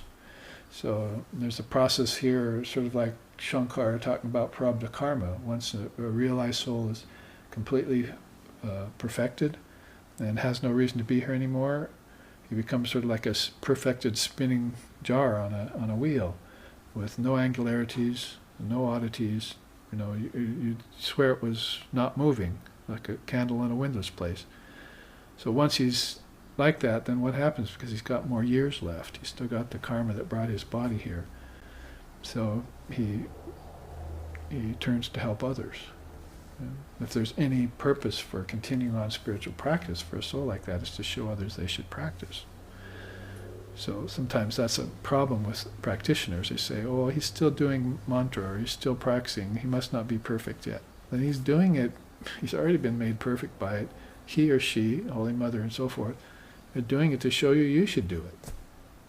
We saw that with our founder Lex Hixon. He wouldn't make his beads or his japa practice secret to anyone. He'd be doing it everywhere. And we thought, well, somebody could, stupid person, dumb and dumber, could say, well, maybe he's just showing off. But no, he's showing you should do this. This works. I'm in bliss. I have higher knowledge. It's all opened up to me. See, the secrets are now told, and now I'm trying to share them with you. And so that can all be looked at as, all these quotes, becoming and being, lower and higher, seated samadhi and unseated samadhi. I mean, India is full of those kinds of teachings on higher dualities. And people are still focusing on these lower dualities: happiness, sorrow, pleasure, pain, virtue, vice. And they can't lift off and get over those. They need a third way, a triputi. They need a doorway out of those lower dualities to these higher triputis, these higher teachings, like hearing the truth, meditating upon the truth and realizing it. Shruti, Yuti, and Anubhava, that's a triputi. And there are dozens of those in there, like AUM of Om, or waking, dreaming, deep sleep, and gross, subtle, and causal worlds, and gross, subtle, and causal bodies, your gross senses, your causal senses, and your beyond senses. I mean, he was, of course, infilled with all these teachings by his talks with Swami Brahmananda and Swami Sharananda, and his initiation through Sri Sharada, and his knowledge of Sri Ramakrishna. So he came here armed to the teeth, as I say sometimes. You see, swung onto our ship with that sword in his mouth, and handed it to us, started carving us up with it. And that's what we need to be doing. So this quote here then about particles is a good one, because we should probably look at the particles. And we probably have enough time to do it. This has been made, of course, into a book that some of you have probably read. And this chart, which I created for my students Christmas 3 or 4 years ago, maybe longer. It was a really bad winter in Portland, and I couldn't get out the door of the ashram. So I just sat in and worked on this and completed it on Christmas Day. And this is another way, again, you could see where such teachings from Swami Aseshanandaji given to a student who is awake and wanting to learn and aspiring to realize the higher knowledge, would begin thinking and reading the scriptures. And so this is a formulation that I composed, and so some it could seem far-fetched, some it could seem ingenious, but I'll take credit for it, whether I'm responsible for awakening people to the idea of particles, or whether people are just going to turn their back and walk away. Praise and blame all belong, of course, to other quarters. So here we see here that there's a kind of, this is actually a picture I took of a holy river in India. This is backdrop. And if you could see this part of the picture, you'll see me standing in it right over here. But that part's been cut out. I'm standing there in the river, dousing myself with holy water in the Ganges. And this is the water that's flowing around me. So I thought if I took that on a computer and expanded it, it would turn into particles, you see. So it's all a flow of particles throughout everything. And there's a meditator there in the middle. And the whole reason I put it together was so that we would have this idea of fleshed out for us about particles. And since we've just taken up lower and higher knowledge, and the central part of that chart was about streaming particles coming from the translucent light of awareness and turning into all worlds, then how that process happens could also be described. Now, the way I described it was by taking up classic physics, because now we have quantum physics, of course, but in classic physics, we know it used to deal in lengths that were greater than 100 nanometers. In other words, they talked about red blood cells, smallest particles viewable to the naked eye, and a human hair. So back then they were measuring in terms of microns. That was the measurement unit they used. Quantum physics now has gone subtler and subtler into the physical makeup of things and measures in terms of nanometers. But microns in the old time, like for instance, a red blood cell is 500 nanometers, 5,000 nanometers, 1/1000th of a meter. So that's how small it is. And smallest particle there, viewable by the naked eye, is 1 micron. You could actually see something that was measured a micron in size. And human hair is 50 microns, so of course you can see those when you look at them. And so the human eye, if it's really, really clear and you've got 20/20 vision, then basically you'll have a good view of small things like that. But in quantum physics, they deal with what is less than 10 nanometers. In the micron way, you were looking at things that were greater than 100 nanometers. But now smaller, as far as nanometers go, is less than 10 nanometers. That's a DNA molecule, 2.5 nanometers. A glucose particle, 1 nanometer. A hydrogen atom is 1/10th of a nanometer. So you can see how atoms are very, very tiny and small. And then the subatomic particles would be even smaller. So they had to have a way of measuring this and a way of explaining it. But my feeling is, why stop there? Because there are so many things in the inner worlds, in the worlds of higher wisdom, that need to be explained too.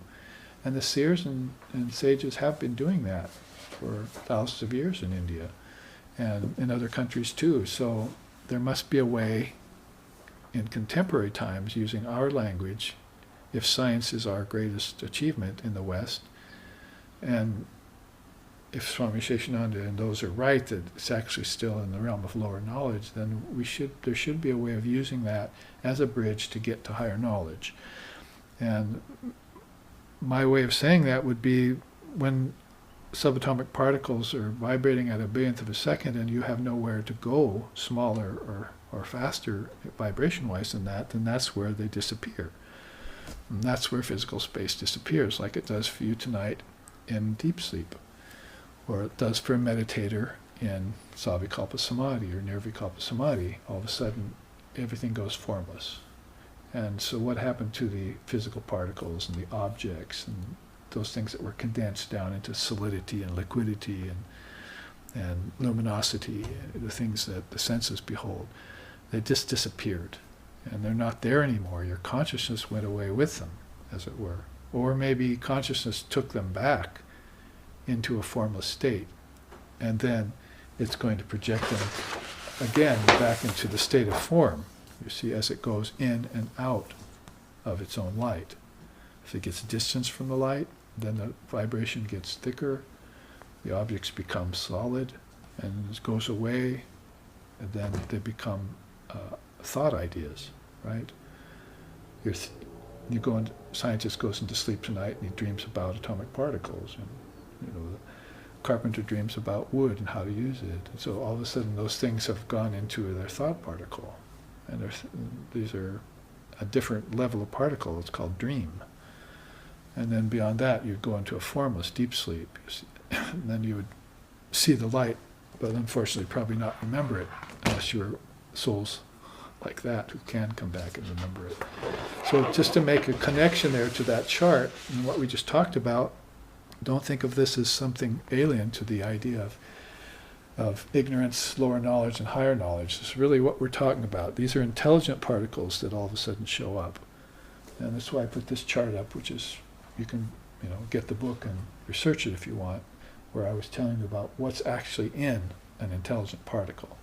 And this I'm not making up. I mean, I'm offering my version of what's in an intelligent particle, but the intelligent particle itself is listed in the scriptures, thousands of years old, called agyanamatra, or matrika, or anamatra, particles of food.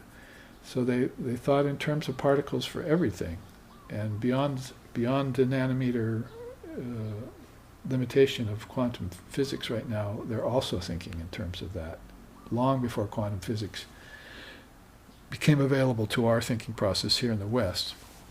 So if the physical particle disappears, might as well say that you've left this anamatra level. Humans, animals, insects, plants, waking state, particles of matter. You've somehow dissolved them, or you've had them dissolved for you. And when you do that, the next thing that would appear in a particle level dream state would be the particles of life force, prana.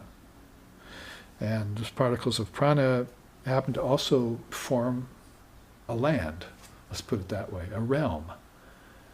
Just like particles here formed a realm for us, right? So now you've stepped inside, one step inside of yourself, and you're now in a realm of different particles, like dream particles.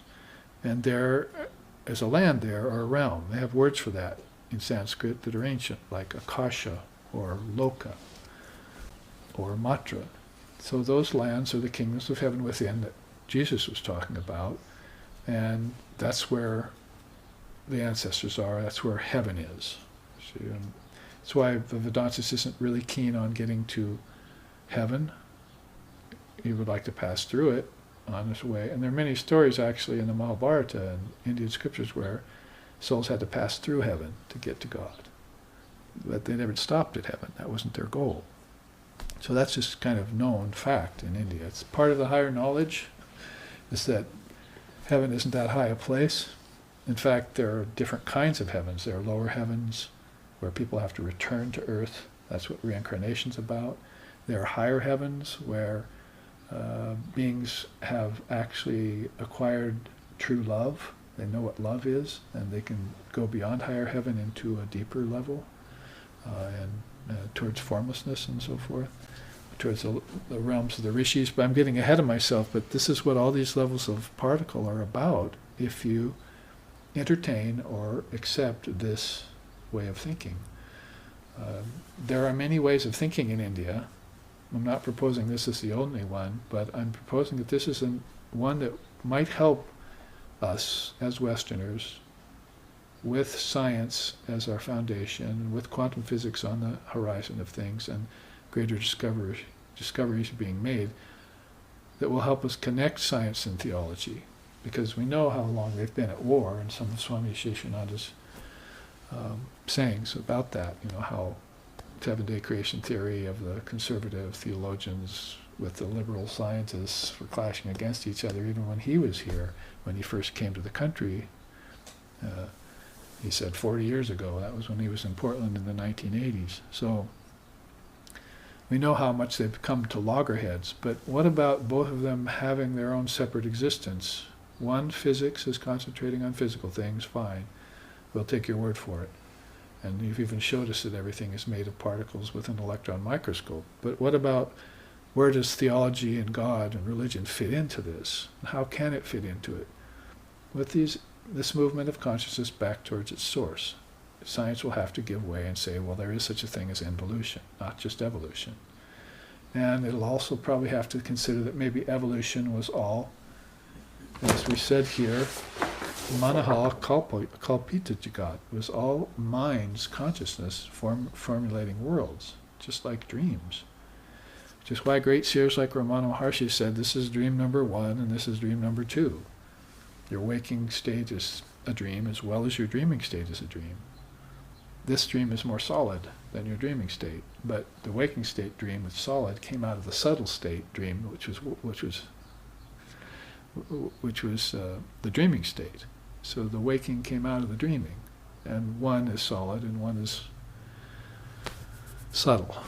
There's not many words for it. Ethereal, or that's why I put this graph here, because it got into the ethereal, or it got into the celestial, or the cosmic, into places that people's mind today don't entertain, because they don't meditate and they don't dream consciously. In fact, many of them don't even awaken consciously, or live awake, truly awake.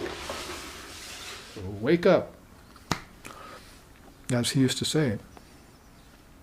I had a man once driving on a car who was listening to a lecture of his. It was taped years earlier. And he was driving at night, and all of a sudden he fell asleep in his car, and it started to go off the road. And the tape right there, Swami Aseshanandaji said, "Wake up!" And the man woke up and saved himself. Talk about divine dispensation, but that's because Swami Aseshanandaji would all of a sudden blurt that out. Sometimes people would fall asleep, in the front row or something. "Wake up!" But he wouldn't just insult them. He would say, "It's time for people to wake up." Everyone would sit up for a while, for 5 minutes, and then start to doze. But that is what we're trying to do then with putting together these two rocks that were caught us between a hard place, and shed some light on, and that light would be the light of our own intelligence, is what I'm saying. So if you got to a place where you went into a dream, or let's call it the dream of death, you died from the body, you weren't coming back, you cut the silver cord, as they say in our tradition, and you weren't coming back to the body, then you would be in a realm of prana next. And that would be your ancestor realm, would be your dream realm, lower dreams. And this would be where your consciousness would allocate itself if it could no longer come to the physical realm. So, you have to ask, where does the fetus come from, before inception? The soul's looking for a place to get in. So you're going to have to accept that there's a individualized, transmigrating soul that's looking for a birth. Is it so hard to imagine when thousands are being born since I started speaking a couple hours ago, and so many thousands have died since I started speaking 2 hours ago? Where are they coming from? Where are they going? Are you going to deny the existence of a soul that's transmigrating, a consciousness that's carrying on this process, and just relegate it to randomness or chance or serendipitousness or whatever? Luck, destiny, devils, gods. So the soul has power in it. It has Shakti force. It has will. And it has intelligence. And the whole point is whether it's dimmed or not, whether it's dumb and dumber, or whether it's bright and brighter, you see. So these souls that are more illumined are aware of the flow of light, and they're aware of sound, and they're aware of particles that make up these worlds, these akashas. If you were to graduate up from the celestials and ancestors, you would be here at the Chitmatra, or particles of thought. And this is a good place to be.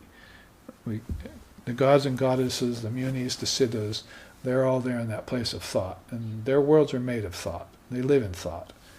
And that thought isn't the highest thought, because you see the next level is particles of intelligence, where the seers, the sages, the rishis, and the yogis are. The gods worship them. They've worshipped the gods when they're on earth and propitiated the gods, but then when they get illumined or return to their illumined state, the whole thing is turned upside down. The gods are now looking to the realized souls, because the gods want to gain enlightenment. They're not enlightened yet because they're ruling over all these worlds with their force of their power. So they have a desire for rulership. Lordship is called Balam. It's a desire for power. And the gods have that in spades. And some of them are benign and some of them are more wrathful. Those are called suras and asuras in Hindi and in Itihasa. But basically, beyond that is this realm of higher thought. And those beings, when they come back to Earth, will be armed to the teeth, as I said, with all of these realms of knowledge that they can share with you. All the Divine Mother teachings, the Dharma, and coming from the Word. When they come back down or out into a level of particle that's thicker, they'll carry this with them. And they'll carry the knowledge that of what's beyond it. So you see here, deep sleep is mentioned right about there, because after intelligence, everything will go formless. And you can use this intelligence to go formless yourself. You can concentrate so much on higher intelligence that it'll make your mind susceptible to samadhi. And this is quite often, if you're a bhakta and you like devotion and you enter into higher moods, divine moods are called bhavas, then the mind will also become so susceptible that pretty soon it'll almost disappear. Same will happen with knowledge and higher knowledge and intelligence, that if you entertain it long enough, the mind will become so inspired that it'll start to disappear. And that's, you saw Sri Ramakrishna going into that state in the 1800s. They were actually going into samadhi. His mind was disappearing, and people were watching this happen.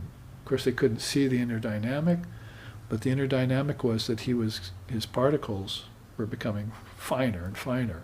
He was able to graduate thicker levels.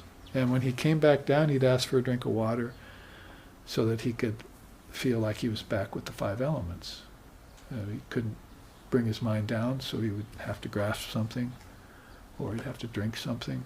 And then his mind would say, oh, I'm back down to the realm of the five elements.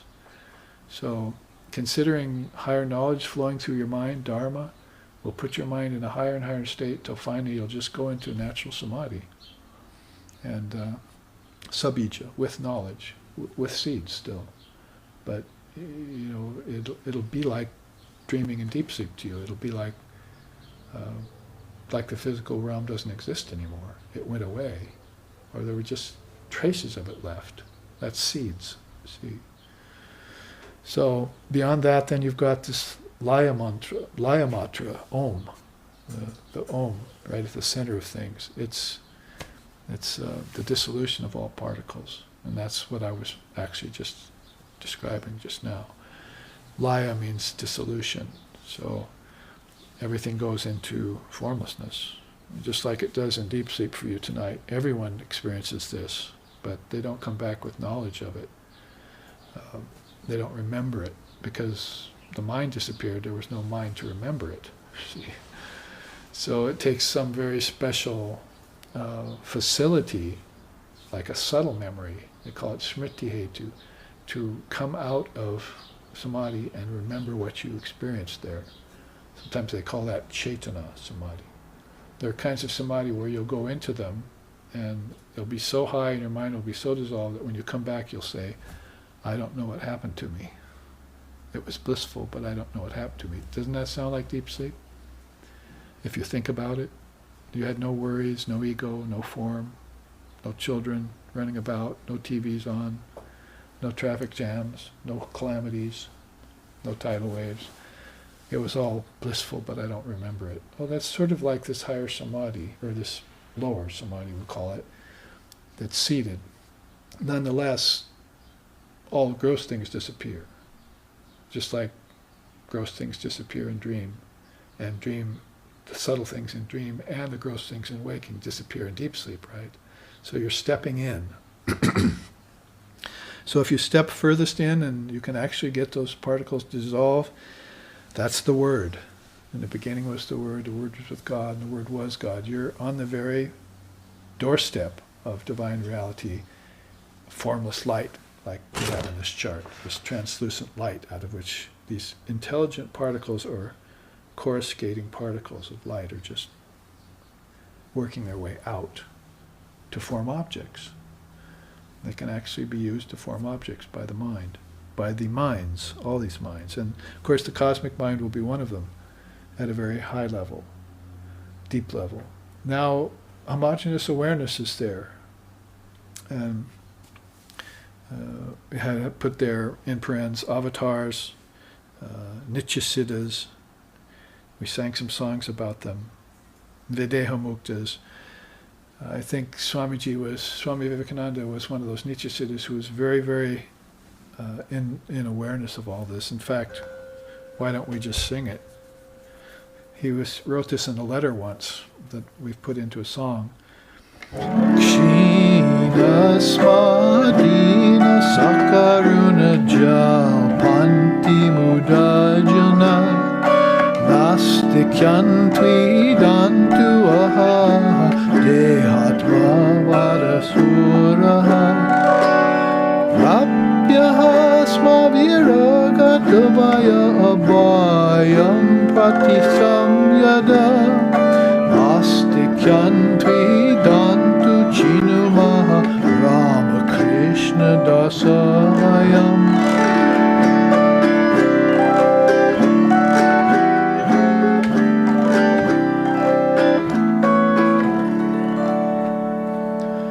We will crush the stars to atoms. We will unhinge the universe. Don't you know who we are? We are the servants of Sri Ramakrishna. It is only the foolish attached to their bodies who piteously cry, we are weak, we are lowly, the lower realms, right? All this is just mere atheism. Now that we have attained the state beyond fear, we will abide in our immortal nature forever and become heroes. So these are our ideals. These are heroes to us. They're heroes to people outside in the atomic particles. They're also heroes inside in the atmic particles. And those are the people we turn to when we want to know about our true nature and leave this dream of Maya and get off the wheel of samsara. Those are the people we turn to, those great souls. So it's pertinent because we will crush the stars to atoms. See, this Manaha Kalpita Jagat, I said that word, that the mind that formed all of, used intelligent particles to form these worlds, we want to redo that. We want to reduce it. We want to dissolve it all back into Laya, back into the Word, from which it all came. Because the Word is full of intelligence. Each particle is full of intelligence. It's got each particle, if you split it, like Swami Aseshanandaji was saying in this chart, then it releases bliss. And this is why the seers are so blissful, with nothing. They can own nothing. Just a loincloth even. They can just sit there smiling and happy and content. It's not just that they don't have the worries you have because they've given up the world, it's that they're actually in cognizance of higher reality. They're splitting these particles all the time with their thought processes. Their third eye is the electron microscope of the inner world. See, splitting those particles and it's releasing knowledge, and that's bliss, higher knowledge, and that's what you see them suffused with, and why they're weeping and crying, or sometimes absolutely silent. And they're not in the body anymore. See, their body's there, but they're gone, just like you in deep sleep and dream. But when you come back out of deep sleep and dream, you take the waking state to be real again. You didn't learn your lesson from these inner journeys you took yet. You haven't got your third eye open yet, the Dharma eye. You're just attached to your two eyes. You're attached to your two eyes out here, and you go swimming, and you go mountain climbing, and you go do various things. But you've also got two inner eyes that you're attached to in dream. See, and so form is your constant companion. But for these souls, formlessness is their constant companion. For Swami Aseshanandaji, he courts formlessness, he courts nirvana, he wants to be a jivan mukta. Because if he realizes that ultimate goal, then all of these lower goals are non-threatening to him, non-dangerous, non-risky. And he can even, like Sri Ramakrishna said, this world is fine with me. Here I can eat and drink and make merry. But if you put Sri Ramakrishna next to a ignorant person, you see, and that person is also eating and drinking and making merry, but they're suffering hangovers and diseases and brooding mind and unhappiness and sorrow. Sri Ramakrishna is always in bliss. So that's the difference for you between that soul, one soul and another, even in the same body, in the same realm, that is sharing the same elements. But the mind is entirely different. One has become dissolved. So it's a way of saying anyway, so homogeneous awareness is that highest state of awareness. Now I designed this chart to go up the particles and go across into absolute reality and then come down the particles. So it's like saying if you practiced involution after death, or before death would be better, then at the time of death you involved and you reached highest awareness and you wanted to take another body for whatever reason, to be of service to others, to sport, because you still had karmas weighing on you, then you would reform yourself by thickening these particles. You know, the refined particleless would become particle. Then those particles would become denser and denser and denser, and you just climb back down this ladder to take a form. This is what the soul's doing when it's reborn into the fetus again. It's coming from some place of lesser or finer particles, and it's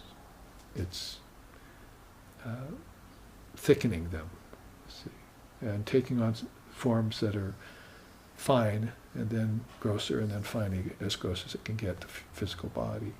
So when it does that, this is how it does it. These are in the teachings. This is not as much in the teachings. The particles are there, but my rendering of it is a little bit unique. But this is all in the actual teachings. If you come back down, the first thing you'll do is take on a causal body. Particles of formless intelligence held in abeyance and potential. I might as well be describing the four phases of Om here. You see right here in the middle, all this Brahman.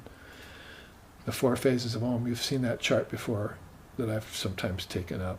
But it starts out in a completely formless, the word is completely formless. Then it creates a potential for form. There's no form yet. Don't call your travel agent yet, or your doctor. But it's going to take on more form, and it's going to, first, before it does that, it has to create the possibility that there can be form. It's called Pashanti level of the word. Para, then Pashanti. Then it'll create Madhyama, middling. It'll bring word, it'll bring meaning, it'll bring sound, it'll bring object, thought of object, all together into one thing. And that's where you get the heavens. That's where you get these dream states where everything is there, but it's still in a subtle form. It's in a thought form. And then it will eventually become solid form. Anyone know the word? Manaha kalpita jagat. It then will become a solid world. And millions of souls say it's going to be that way. Billions of souls say it's going to be that way. And they all came from the cosmic mind, and the cosmic mind has predicated it to begin with, the possibility for it.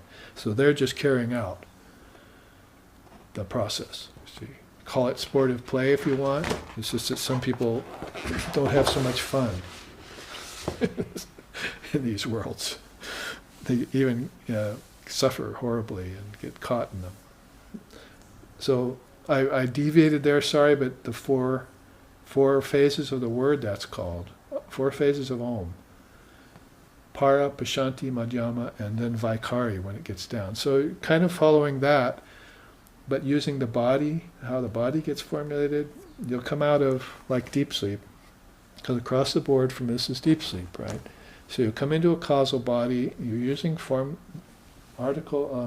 particles of intelligence, That's good. Particles will become articles, just remember. So you'll be using your own intelligence, of which millions of these intelligent particles are flowing in streams, and in each one of them you have everything you need. See, I feel like I'm trying, like an infomercial or something. I'm trying to sell you on going to these realms. So, and each particle is just filled with qualities, with attributes, you see. And they're vibrating with life. I mean, this is where real life comes from. You know, you see, seers are living real lives of intensity and inspiration and love and wisdom and the lights coming out their eyes and auras and all that. That's what this is. You know, because each particle in them is awakened. See? Maybe they're busy awakening more of them. See, awakening their intelligence to more of them, their consciousness.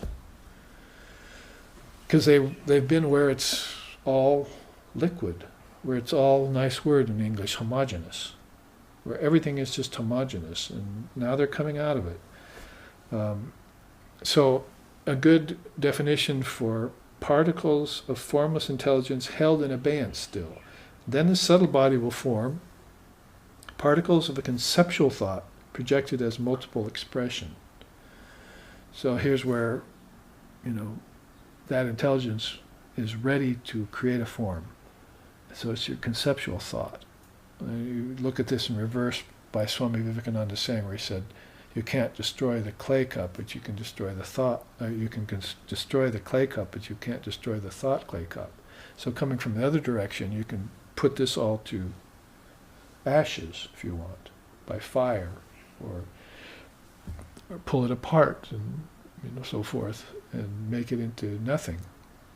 But the thought there it came from, you can't do that to, short of homogeneous awareness. So if you're coming out, you're now creating worlds like you would create clay pots, yes, or clay cups later. Everything is just beginning to thicken, as I say, to turn from causal to subtle, to vibrate more grossly, you could say. These are very subtle vibrations, and then these are grosser vibrations, and then grossest. Then out of the subtle body, thought projection, there's an astral body, or you could call it a vital body, if you will. Particles of desire-based thought caught in dream states and fantasizing. It's called vikalpa and sankalpa. You see, you're now creating things out of your own desire. So, of course, the desires of the wise are either completely gone or completely different in quality than most people. See, like Krishna says in the Gita, I have everything I want, I have no desires left. Shiva said in the Shiva Gita, it's like, I'm aptakama, I have no desires. So then why are you here? So they're coming for different reasons. Their desires are for your highest good, for instance, and that kind of thing. So you have these compassionate beings and bodhisattvas and jivanmuktas and like him. I'll come back here and spend 40 or 50 years in deepest, densest darkness of materialism, of a culture steeped in materialism with no idea of God or higher light. Spend some time there trying to introduce it to them. And give a lifetime for that. Well, to do that, then of course you'll have to take on a physical body. Particles of dense mental vibration congealed into objects. So when you're here on the physical level, don't let go of the idea that your mind produced all this. Your mind is still working here. In fact, it's called a brain. It's a dumbed down version of the mind. The mind is really up here. Your brain is a dumbed down version of it, denser. And, you need to keep these channels from mind to brain open so that you don't fall into the assumption that this world is real or the only reality. Right? I mean, those are two problems. First, it's real, and second, worse, it's the only reality. Both of those you forgot. Your intelligent particle became veiled. Its powers made weakened in people who fall into that kind of misconception. that kind of dense darkness, that tamishra level of thinking, or non-thinking. So then it all comes back to atoms, right? And whether you measure them in terms of nanometers or microns, you're back on planet Earth, you see, amidst all the chaos and all the change that all seems real, even though it's not. Now, and in the meanwhile, those 7 chakras that you're criticizing and saying don't exist, there they are. See, right up the middle of the whole process. Down here is Muladhara at the base of the spine, Svadhisthana at the generative organs, Manipura at the navel, Anahata at the heart, Vishuddha at the throat, Agya at the third eye, and then Sahasrara at the crown. And these all, in another system, talking about this very same process of involution, evolution, of subtle bodies, gross bodies, causal bodies, and back, or from denser particles to finer particles to no particles and back. And that explains this chart in a nutshell in a short while. Let's read these quotes. Now here's one from the Mundaka Upanishad. Verily, that one indivisible consciousness is the indwelling essence in all things. Fire is its head, the sun and moon its 2 eyes, and the unstruck sound Om its ears. The revelation of Scripture is its cosmic mind. The many-tiered universe of name and form from gross to subtle is its heart, and its arms and legs are the 4 directions. Truth is its voice, wind is its breath, and from its feet the verdant earth has originated. Sound like a beautiful scripture? The realization of a great rishi, and a family of rishis after him that talks about this. See? Agnir Morta Chakshusi Chandrasurya Vishaha Shroti Rag Vivitasha Vedaha, he would tell his children. See, that's this in Sanskrit. So you'd be hearing the same thing that you're hearing in English now in Sanskrit from an ancient rishi to his children and to his students. Vayu prana hridaya vishramasha padbayam prativihi sarvabhutantaratma. Padbayam, from the feet, from the earth, as originated from his feet. The cosmic being's feet. And everything in between was all his body, was the cosmic body of things. I think it's here. Viratarupa, God is the manifest universe. Vishvarupa, God is the cosmic person. So out of the cosmic person, the manifest universe has come. And all of that is held inside of formless essence. So you could say gross form, finer form, no form. See? Rupa, Swarupa, and Arupa. See? So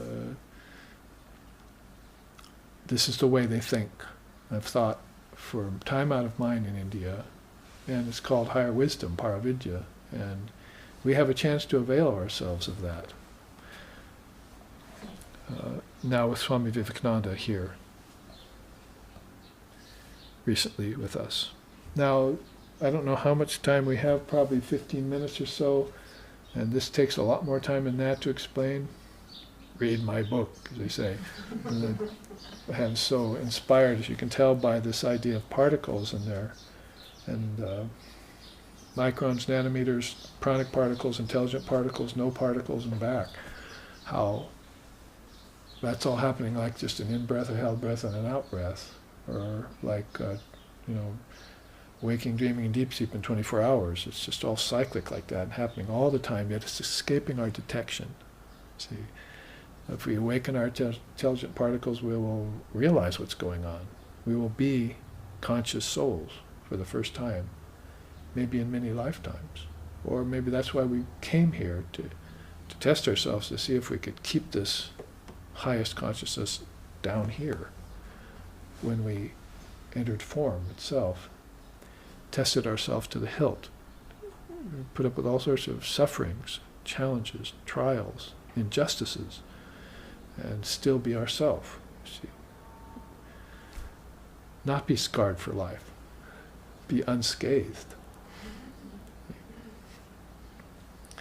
Now let's look then real quick, because I can give you the quick tour of the intelligent particle, which is there inside of you, which is so subtle. And let me put it in terms first of couching it in how the Upanishads talk about the five sheaths. The bodies of beings which appear in the form of a framework of bones and sinews is the self of the nature of food. That's your outer self. Further within is the self of prana. So outer self, prana, split into five. Deeper still is the self of the nature of mind. Different from these, even deeper than that, is the self of the nature of intelligence. And deepest of all distinct levels is the self of the nature of bliss. You see. Continuing at the bottom. Then, food is pervaded by vital energy. Vital energy is pervaded by mind.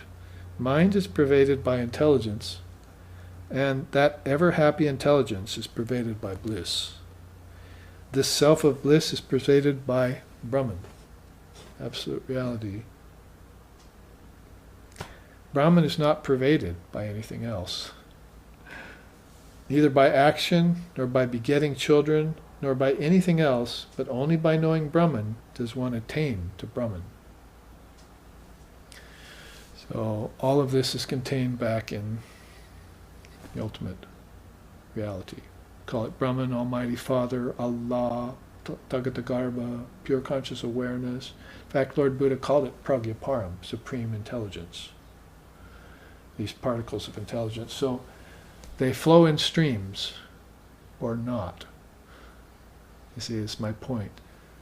If you're an aware soul, a conscious soul, realized soul even, then you have your intelligent particles focused. It's called concentration, at least to begin. Yoga calls it dharana, concentration.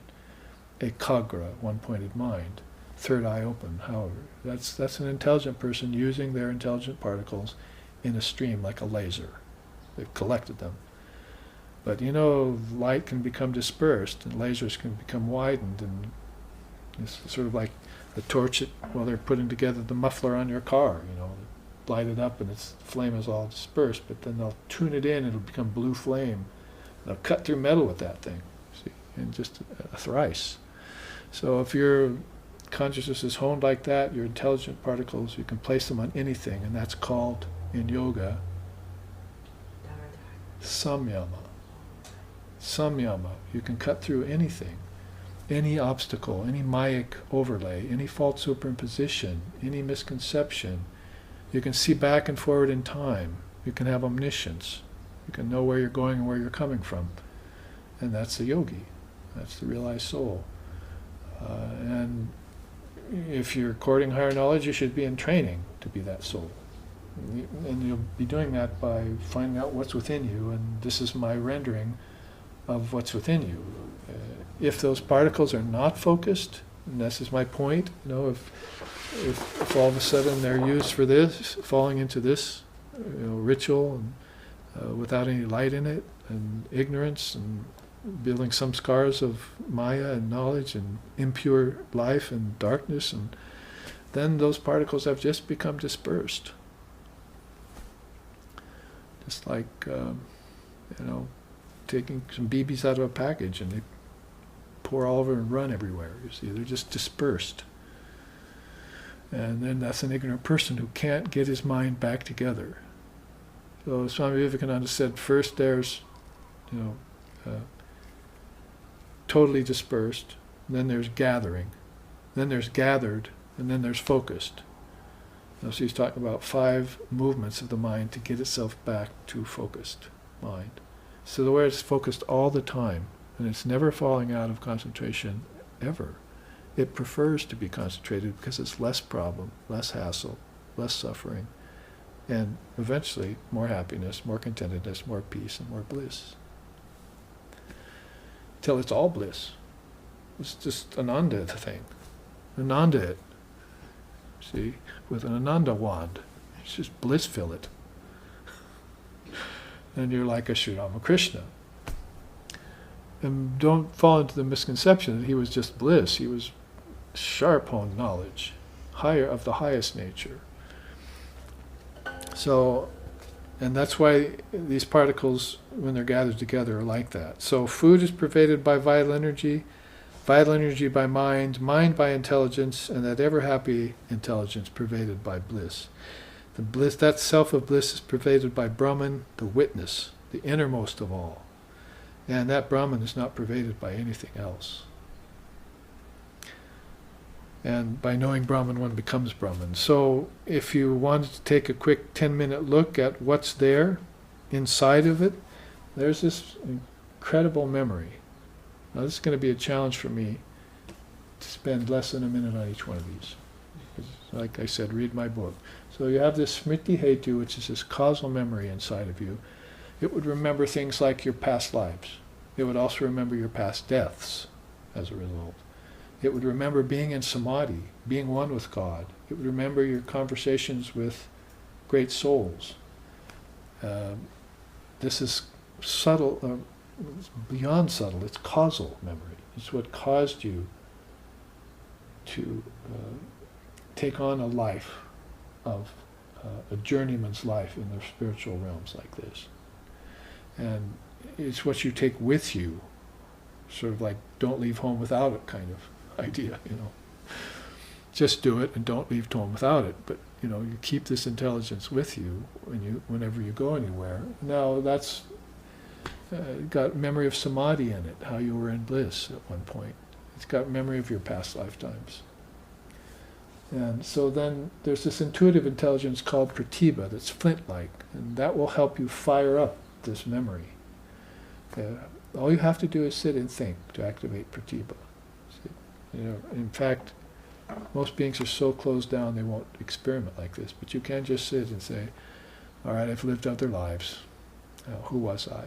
Who am I? Where was I?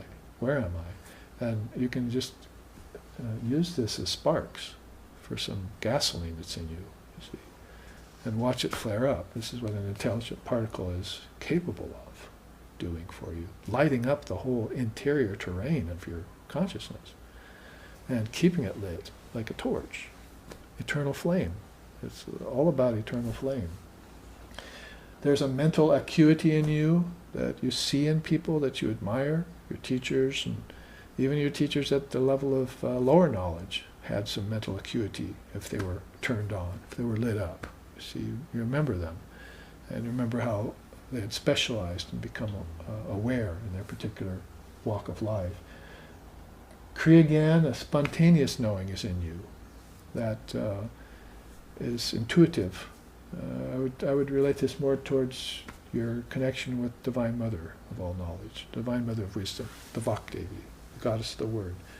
If you somehow can't strike sparks in yourself, then you should just call on her and give it over to spontaneous awareness and how it will come upon you with the least little initiation on your own part. You see, you just, and again, entertain her in your mind and meditate upon her. Across this way, it goes more bhakti. So this is all going more towards the dynamics of knowledge, but you should see, find a teacher right away, right out the door. That means out the womb. If you can tell your mother the minute she looks at you, "Where's my teacher?" then you probably know you've got a divine soul there. "You're not my guru." "I'm your first guru, son." So you're looking for a teacher, and don't look for a teacher in all the wrong places either. That is not just in the realms of lower knowledge. Make sure you're inquiring of higher knowledge, because this whole particle and its brothers, all its other particles, are at risk at being dimmed down or covered over by taking birth in Maya, in the world of relativity. So you want to give it every chance to shine.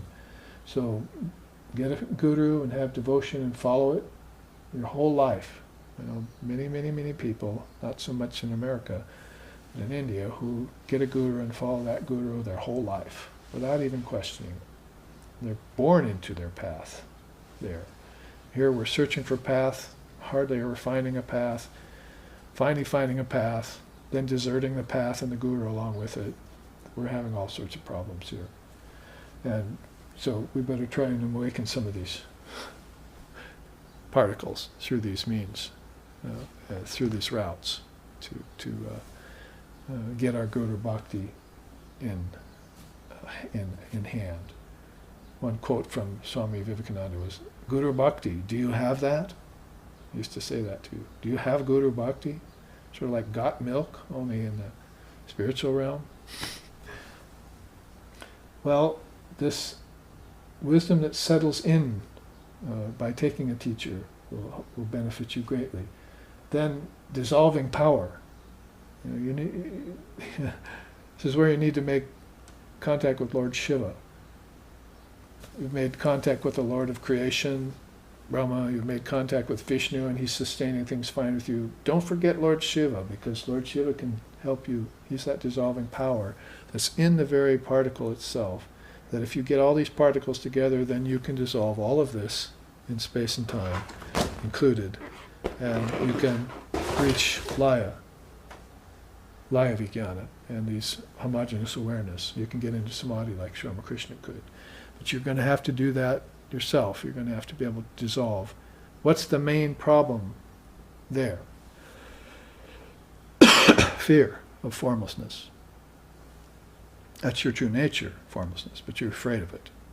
So you're habituated to this world, to this form, and you've been taught that death is real, and that there's nothing after life, and all these nonsense things. But if you awaken your memory and your wisdom, you'll know that all these things are lies told you, and then you'll awaken to the truth. You shall know the truth, and the truth shall set you free. So you'll get beyond convention. You'll live behind mundane human convention and awaken yourself. So this settling wisdom and this dissolving power are key to the intelligent particle. It knows where your home is. It's like, this is a homing pigeon. One of billions. And you want to get them all flying in the right direction. It's like a big flock flowing towards liberation. Kaivalya Pragbara wants to be a river flowing towards freedom. And skirt that river that's going the other direction towards bondage. There's a wisdom fire in you called Gyan-Agni that will burn away all these impediments. And so that's connected very much with dissolving power. And these are petals of a lotus right now, is a good way of presenting them. And then Sakshi Chaitanya, and witness consciousness. That's been mentioned over here too. You get to your witness consciousness, and it also was mentioned down here as being a witness of ignorance. Mithya dristi. Mithya means ignorance, falseness, and dristi means seer. So you become a seer of how Maya works on the soul, how deception gets into the mind, how ignorance takes over, and how suffering gets in, and so forth. You become a witness of that. All of a sudden you realize, I'm the witness of it, I'm not that. Then you can sing a song like Nirvana Shatkam. Mano bhujaham kara chittani naham. I'm not the mind, I'm not any of its problems, you see, any of its broodings, or am not fear either. Fear I have none. So that's a very important thing. All these facets, as we've run out of time, are part of the intelligent particle. Here's waking, dreaming, and deep sleep, right here in this itself. And then, of course, there's going to be a Turiya Tita up here, which is a Shvara, which is transcendence. Transcendence is also, the knowledge of transcendence is also there in the wisdom particle, and it knows how to get there by dissolving into formlessness. And 3 phases of time are there, and the other Triputis are there. I think that's a good place to pick up next week. And we can go from the intelligent particle into some more sayings of Swami Aseshanandaji. I think we've almost finished this chart, so I'll bring a new one. And that will be our 5th, I think, that we've taken up. But I'm sorry I said next week. Of course, I meant the week after, because next week we're on retreat. So those of you who are watching live streaming, we thank you for doing so. Make sure next week that you come to Hawaii and go on retreat with us. Either that or spend this 3 hours in the Dharma looking back on classes you missed or studying the scriptures. doing some tapas and austerity that will be good for you, like Dharma drops in a bucket, Lord Buddha said. Add those in, and pretty soon have a big drought there to enjoy. And hopefully it will be all of higher wisdom with lower wisdom put in its place. It does have its place. So this has been brought to you at the behest of Swami Aseshanandaji Maharaj, whose sayings inspired a lot of this, whose teachings of the seers always do. So here we will end with a chant and close to meet week after next for our 5th and final class of my Guru's teachings, Advaita Vedanta in a Jivan Mukta. Om Bhadram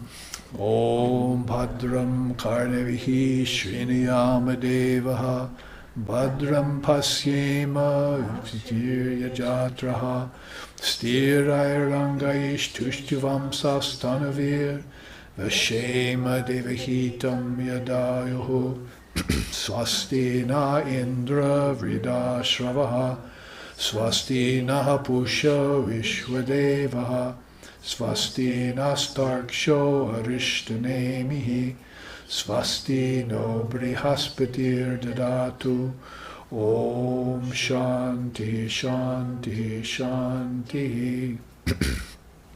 May we see with these eyes what is good and spiritual. May we hear with these ears what is noble and uplifting.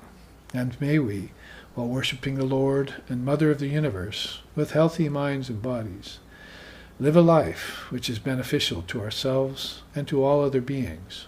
Om, peace, peace, peace. May peace be unto us, may peace be unto all. Om Hari Om.